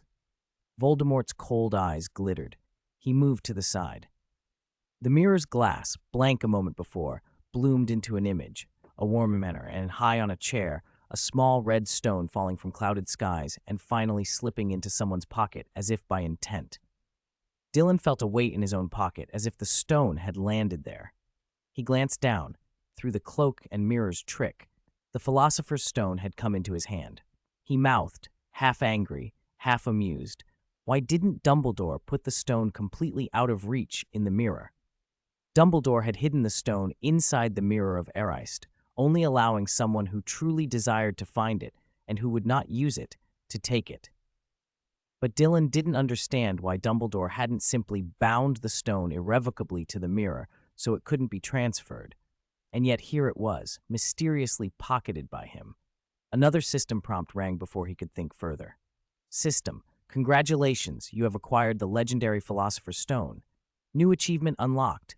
Voldemort's eyes flared like twin furnaces. So it is. Dumbledore, you old fool, I have found the Philosopher's Stone. By watching the mirror's reflections, he had roughly located Dylan. He pointed his wand. No incantation. The tip traced a sickly arc. From beneath Quirrell's ragged robes, thousands of black snakes surged, sliding together in a hissing tide. Their scales shone like wet asphalt as they poured toward Dylan, tongues flicking. Dylan didn't panic. He wasn't overly afraid of snakes, nothing his fiendfire and spell work couldn't handle. But given that Dumbledore might be watching, he held to less blatantly dark methods. Lumos Solemn, he called. From his sleeve, his wand flashed. A condensed wall of infernal fire burst forward in two roiling curtains. Where the flames passed, stone vaporized. The snakes twisted and blackened into ash and cinders. The stench of sulfur and burning flesh hit him. He had mostly mastered secondary shaping under Professor McGonagall. His Lumos Solemn, infused with fiendfire traits, not only cleared a path, but incinerated the creatures trying to block him. Sssss! The snakes shrieked as many cascaded into burning embers. Black scales rained down. Voldemort's eyes narrowed. He had not expected such refined control from a first year. Secondary spell shaping demanded precision and strength. The sight of Dylan's fire made him curse inwardly. Damn you, Dumbledore. He raised his wand again. Some of the snake horde veered, not toward Dylan directly, but to the sides of the room. As they reached the walls, their bodies paused. Under Voldemort's direction, hundreds of snakes linked head to tail. Their scales ground together, sparking a dark green flame. They began to coil into one another, forming solid black walls. Snakes fell from the ceiling and fused into more dark barriers, merging with the walls that rose from the floor. The room was becoming a black, writhing fortress. Dylan raised an eyebrow. Transfiguration like this. Chapter 99. Don't try to contaminate my students with your dark magic, Tom. It's quite skillful. Voldemort didn't seem to be doing anything flashy, and yet after one transfiguration he could perform another. The transfigured walls even merged together, a clear demonstration of mastery. Dylan couldn't help comparing Voldemort's combat style with his own. He was wrapped in flames that formed a shield against the endless black serpents while using the same fire to blast them apart, watching the magical fluctuations that each spell gave off like a signature. Every spell had its own fluctuation, a sort of magic password that hid clues about its origin, casting method, and power. Dylan had come to notice that after mastering several top-tier spells and listening to the professor's explanations, swish, flames swept through, incinerating a swathe of black snakes. Dylan stood on ground churned with darkness, where fire and writhing serpents fought violently. The snake's fearless charges revealed more and more of Voldemort's depth in transfiguration. No wonder he could wield it so exquisitely. Dylan extended his perception into the snake's magical fluctuations and analyzed them as if dismantling a complex mechanism. He found traces of Voldemort's subtle control in the rhythm of the waves. When the snakes lunged in tight formation, the fluctuations showed high frequency, steady pulses, evidence of precise control that allowed instant, concentrated attacks. When the serpents met obstruction from the flames, the fluctuations spiked briefly, then weakened, indicating Voldemort could inject power at the critical moment and then conserve it, adjusting fluidly to the situation. Watching a mastercast is faster for learning than any lecture, Dylan thought. He loved this kind of exchange. Professors didn't spar at full strength for the sake of teaching, and they rarely risked killing a student in an exhibition. Dylan replayed the fluctuation details over and over, comparing them with his own past casting of summoning spells. He realized his magic lacked continuity. Voldemort's output was like a flowing stream, endless yet controlled, able to squeeze the utmost out of the smallest amount of power. If anyone could reach that level, Dumbledore could. Dylan felt no pride in having learned several top-tier spells. Instead, his foundation made him see just how deficient he still was. Max-level spells were mastery of techniques, not the end of learning. There were countless spells still to be created in the wizarding world, and after his transmigration experience, Dylan wanted to push magic to its limits, perhaps even touch the ceiling of other worlds. That ambition drove his relentless study. By analyzing the differences, Dylan began to imitate Voldemort's method of magic control. That level of masterful application was rare. Even Snape could be somewhat lacking. In Dylan's view, Dumbledore remained the ultimate master. Voldemort had pushed certain spells to unprecedented heights, but in other respects, he was ignorant, just as Dylan was, whether of dark arts or the white magics. How to rebound the killing curse, how to remain immortal after being struck by it, how to dismantle and remove the killing curse from the Unforgivables, how to develop his own Unforgivable, these were all things Dylan wanted to study. Volcanus volans. Blazing flames scattered the surrounding snake swarm, giving Dylan room to cast. He folded what he had learned into his circulation, immersed in the study of his opponent's operations while the black snakes raged. He absorbed Voldemort's spellcasting like a sponge, until aspic invocation. Dylan's wand flicked. The air turned chaotic and dark power swirled like a vortex across the floor. The stone cracked like a spiderweb, and a thick black mist seeped from the fissures. With a prolonged hiss, a giant viper erupted from the ground, winding and huge, its scales flashing coldly in the gloom. Its body was as thick as a millstone. Blood-red vertical pupils gleamed with a cold light, and when its tongue flicked, a fishy, metallic reek filled the room. You actually understand this kind of magic so deeply? This is no longer a mere spell. Voldemort's snake-like eyes fixed on Dylan's direction. Although the boy wore an invisibility cloak, the surging flames betrayed his position. Thanks to you demonstrating it to me time and again, Dylan said calmly. He raised his wand, and the giant viper obeyed, launching like an arrow into the black snake swarm. Its speed stirred a gust of wind. Robes flapped. The swarm, though numerous, was thrown into chaos at the impact. The viper used its strength and agility to cut through, whipping tails that sent dozens of black snakes flying and crushing others with savage bites. Dylan stood behind, adjusting the beast's direction with slight wand motions. Voldemort narrowed his eyes. Watching the viper rampage, he allowed a trace of appreciation to show. You can create such a lifelike viper just by observing me? No wonder the Hogwarts professors praise you so highly. Voldemort had never truly underestimated Hogwarts' faculty. Those who taught there were the best in their fields. For a first year to be favored by so many professors and privately tutored by them said a lot. Even Voldemort had come to respect the boy's talent. His voice carried on, hoarse. I can see your talent for the dark arts. It far exceeds what you've shown. If you were willing. I am not willing, Dylan cut in bluntly before Voldemort finished. What, recruit him mid-duel? Dylan thought. The idea of Voldemort trying to recruit him while they were fighting struck him as ridiculous. Go, Dylan sent the viper straight for Voldemort. Voldemort merely raised his wand, and the viper Dylan summoned was thrown aside, a large hole ripped in its belly. Fleur, it writhed on the ground and Dylan froze. That shouldn't have happened. Had he used too little magic? Voldemort narrowed his eyes, puzzling. Then he raised his wand, and a sickly green light hissed past. It struck not Dylan but the wall. Dylan frowned. What was Voldemort playing at? Fiend fire! Evil flames burst into life, forming ferocious beasts that circled Dylan. At first, Dylan thought Voldemort intended to burn him with fiend fire and prepared a counter-charm, but the fiend fire merely rode around him, exhibiting the finest details of Voldemort's control. It was as if he were deliberately showing how exquisitely he manipulated the curse. Dylan watched, baffled. Was Voldemort performing for his benefit? He watched more warily, someone Dumbledore feared would not do useless things for no reason. Maybe there was a trap, a move to directly strangle and kill him. Instead, Voldemort kept casting. Avada Kedavra, Crucio, Fiendfire, La. He aimed each at the surrounding walls. Inside, Voldemort chuckled to himself. How can someone this talented not fall to the dark arts? He had regained some power and used it to cast exquisite dark spells. His mind was already twisted. The acts of casting no longer affected his emotions.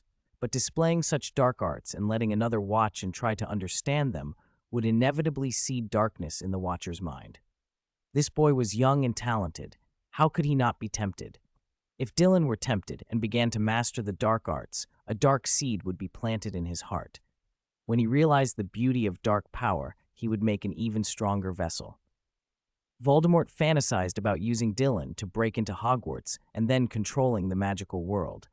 He continued demonstrating dark arts, faster and more ornate. Dylan had already mastered the 3 unforgivable curses and spells such as Fiendfire, Morsmordre, and Parasitic Possession, so when Voldemort personally demonstrated other dark arts, Dylan could learn quickly just by watching.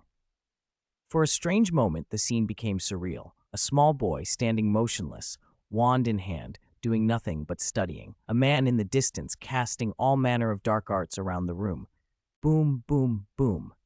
A true master of the dark arts performs before you. You have unlocked a new achievement. Minutes ticked by. Voldemort's casting gradually slowed as the little power he'd recovered, partly thanks to Dylan, neared depletion. He wasn't foolish enough to exhaust himself entirely. He could twist this boy's mind, make him a worshipper of dark power, but he also needed a retreat. Someone without a retreat fell into despair. That was Voldemort's thinking. Voldemort's research into the dark arts is profound. He may be the foremost in the magical world, Dylan thought as he looked at the malignant spells crowded around him. Having mastered many top-level dark arts already, the malevolence and brutality emanating from these spells hit him more deeply. Some he hadn't yet learned gave him novel impressions. Just as he was about to try and absorb more, Voldemort's movements slowed, and Dylan frowned. Is that all? Are you even capable? You. Before he could finish, the room twisted. Don't you even think of polluting my student with your dark magic, Tom. A figure suddenly appeared not far away. An old man with keen, serious eyes, silver hair and beard flowing. He raised a hand and a pure, powerful surge of magic erupted, sweeping through the chamber. The menacing traces of dark arts dissipated under its impact. The blazing fiendfire choked out as if gripped by an invisible hand, leaving only thin wisps of blue smoke rising. Dylan and Voldemort both froze. Old Dumbledore? Dylan blurted. Dumbledore? Voldemort's hiss barely masked his astonishment. Chapter 100. Severus, it seems a wizard has appeared who can rival your mouth. Go. The moment Dumbledore appeared, Lord Voldemort's voice rang out from the back of Quirrell's head. Quirrell had barely managed to hand control of his body back to himself when Dumbledore struck. With a gentle sweep of his wand, a nimble white light shot out, like a roll of silk or an unbreakable rope, and in an instant it spanned the room, coiling tightly around Quirrell before he could even react. Damn it! Quirrell had just regained control when Dumbledore's spell restrained him. Terror flooded his eyes as he thrashed and struggled. The more he fought, the more like a fly in a spiderweb he became.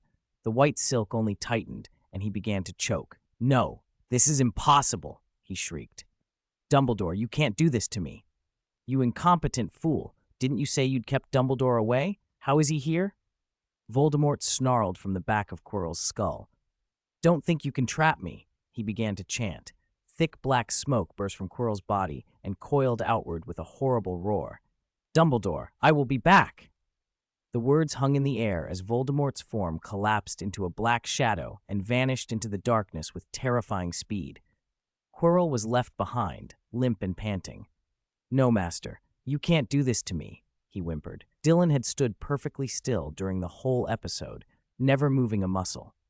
He had been alert the entire time, ready to intervene with magic if Dumbledore tried to invade his mind, his occlumency running at full power. When Voldemort fled, Dumbledore did not pursue. He simply bowed his head and looked down at Quirrell, who lay unconscious from the shock of the soul tearing itself apart. Dumbledore sighed softly. Professor Quirrell, you shouldn't have plotted against a small wizard. He looked then to Dylan. Dylan tightened his grip on his wand and blinked twice, steadying himself. Facing Dumbledore had not fazed him. He'd been prepared. Innocently, he asked, Headmaster, was that Lord Voldemort? Dumbledore nodded, his gaze gentle as it lingered on Dylan. Yes. Then why didn't you stop him? Why not finish him off? Dumbledore's eyes narrowed slightly, then he smiled kindly. In his present state, he is contained. If I were to kill him outright, another, Tom Riddle, might awaken. His wisdom would be less fractured and more dangerous. Besides, even I might not be able to eliminate all the parts of his soul. He did not hide his reasoning. Dylan found himself surprised by Dumbledore's candor. Before he could reply, Dumbledore asked, almost offhand, Child, would you like to study the dark arts? Dylan felt his mouth twitch. Dumbledore's questions were always so direct. After a brief pause, Dylan chose honesty. Lies revealed weaknesses, truth did not.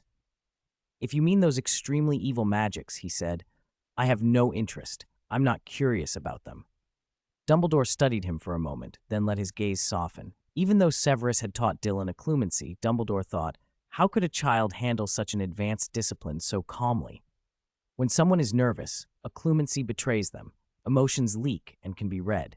He sensed only neutral, curious feelings from Dylan, questioning, puzzled, eager to learn, no hint of dark influence. Dylan, meanwhile, had his own thoughts. Dumbledore had arrived in an instant, yet not by the obvious means like apparition aided by a phoenix. Had he been watching Quirrell and Voldemort for some time from hiding? How had he concealed himself so perfectly? An advanced disillusionment charm, perhaps? If one could master such concealment, there'd be no need to spend a fortune on an invisibility cloak every time.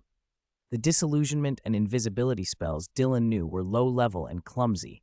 They required conditions, often prevented movement, or merely made someone translucent. Wait, had Dumbledore been completely still the whole time? An image flashed through Dylan's mind. Dumbledore crouched, wand hidden, watching Quirrell. And then he remembered. He himself was under an invisibility cloak processed by his system, with only his head protruding. Dumbledore's earlier question had left him unsure how to explain. He slipped off the cloak, folded it, and started to think of an answer. Footsteps and a scuffle at the door cut through the moment. Dylan, are you all right? Dumbledore and Dylan turned. Harry, Ron, and Hermione came rushing in. Harry froze on seeing Dumbledore. Professor Dumbledore? What are you doing here? Hermione blinked. Didn't Professor McGonagall say you were at a meeting? I did attend a meeting, Dumbledore replied with a chuckle, but I came back in a hurry. Ron spotted Quirrell on the floor and blurted, Is he dead? Did he try to steal the stone and you killed him? No, Dylan said, mouth twitching. He fainted. Harry's eyes lit up. Then you know who, did you catch him? He must have been controlling Quirrell. Dylan shook his head. No, you know who ran away. He was scared off by the headmaster. What? You know who was here? Ron practically swallowed his own neck. He'd grown up on terror stories. Don't say that aloud. He might pop out and eat you. It's all right. He's gone. Dylan blinked. He ran off in the direction you came from. Didn't you run into something black on the way here? Ron shivered again. Ah? That black shadow was you know who? He glanced wildly at Harry. Harry rubbed his forehead. No wonder it hurt so much earlier. Hermione added, I noticed the shadow avoided you. Ron brightened. Ha ha ha, I knew it was sneaky. So does that mean we scared him off? Hermione gave him a look. Even if that's true, it's Harry's doing. If it had been just you, he might have possessed you. Ron pouted. He then noticed the mirror propped in the center of the room. Huh? Why is the mirror here? Obviously, Hermione began. The professor put it here, Ron finished. Is he trying to make you-know-who look into it, see what he wants, and die happy? Everyone, even Dumbledore, twitched at Ron's offhand remark. Dumbledore cleared his throat. Ahem. The situation is under control here. You should leave now. I'll have the other professors deal with this room. Harry jogged over to Dylan and checked him all over, relieved to find no injuries. They prepared to leave when Dylan suddenly remained motionless. Dylan, what's wrong? Harry asked. Dylan took the folded invisibility cloak from his hands and handed it to Harry. Harry stared at the invisible, now tangible item in his arms, baffled, before Dylan reached into his pocket and produced a small red stone. Headmaster, please take this stone back, he spoke plainly. There were so many protections, but they couldn't stop Lord Voldemort. If the Philosopher's Stone stays with me, I'll be in danger. Dumbledore's eyes brightened, as if he'd just remembered something. Ah, yes, my memory is not what it used to be, I'm afraid. I nearly forgot. With a small laugh, he extended his wand. The stone slowly rose from Dylan's hand and floated into Dumbledore's robe, a flick of his sleeve, and it slipped into his pocket. This truly is a remarkable object, he murmured, closing his fingers around the warm, humming stone. Holding it, I can feel a powerful magic. Dylan smiled. If I could study it, I'd be delighted. He grinned mischievously. After all, Professor Snape once complained that with a gifted mind like his right in front of everyone, if no one thought to study such things deeply, then their heads must be full of something else. A low voice cut across the room. When did I ever say that? Dylan froze, heart skipping a beat, and hurried to correct himself. Professor Snape expressed something like that. Snape was in the doorway, as if he'd just materialized. He approached with his usual unhurried stride, black robes trailing. His dark eyes settled on Dylan, unreadable as a still pool. Dylan's smile grew increasingly awkward under that stare. Humph. Snape's voice was dry and cool. If I hadn't come by, how would I have heard of a little wizard daring to spread rumors about me behind my back? Dylan blinked and scrambled for a recovery. Heh, you heard that? No, what I meant was, Professor, you are exceptionally gifted, talented, and formidable. Having you teach us is an honor. Ron and Harry exchanged glances. Ron muttered under his breath, You can keep that honor. He dared not say it louder. The professors were listening. Dumbledore, watching the exchange, suddenly laughed, a hearty sound that filled the room. Severus, he chuckled, it seems a wizard has appeared who can rival your mouth. Ha! Snape shot Dumbledore a cold look. Humph, Headmaster Dumbledore, have you at last found something to make you laugh so heartily?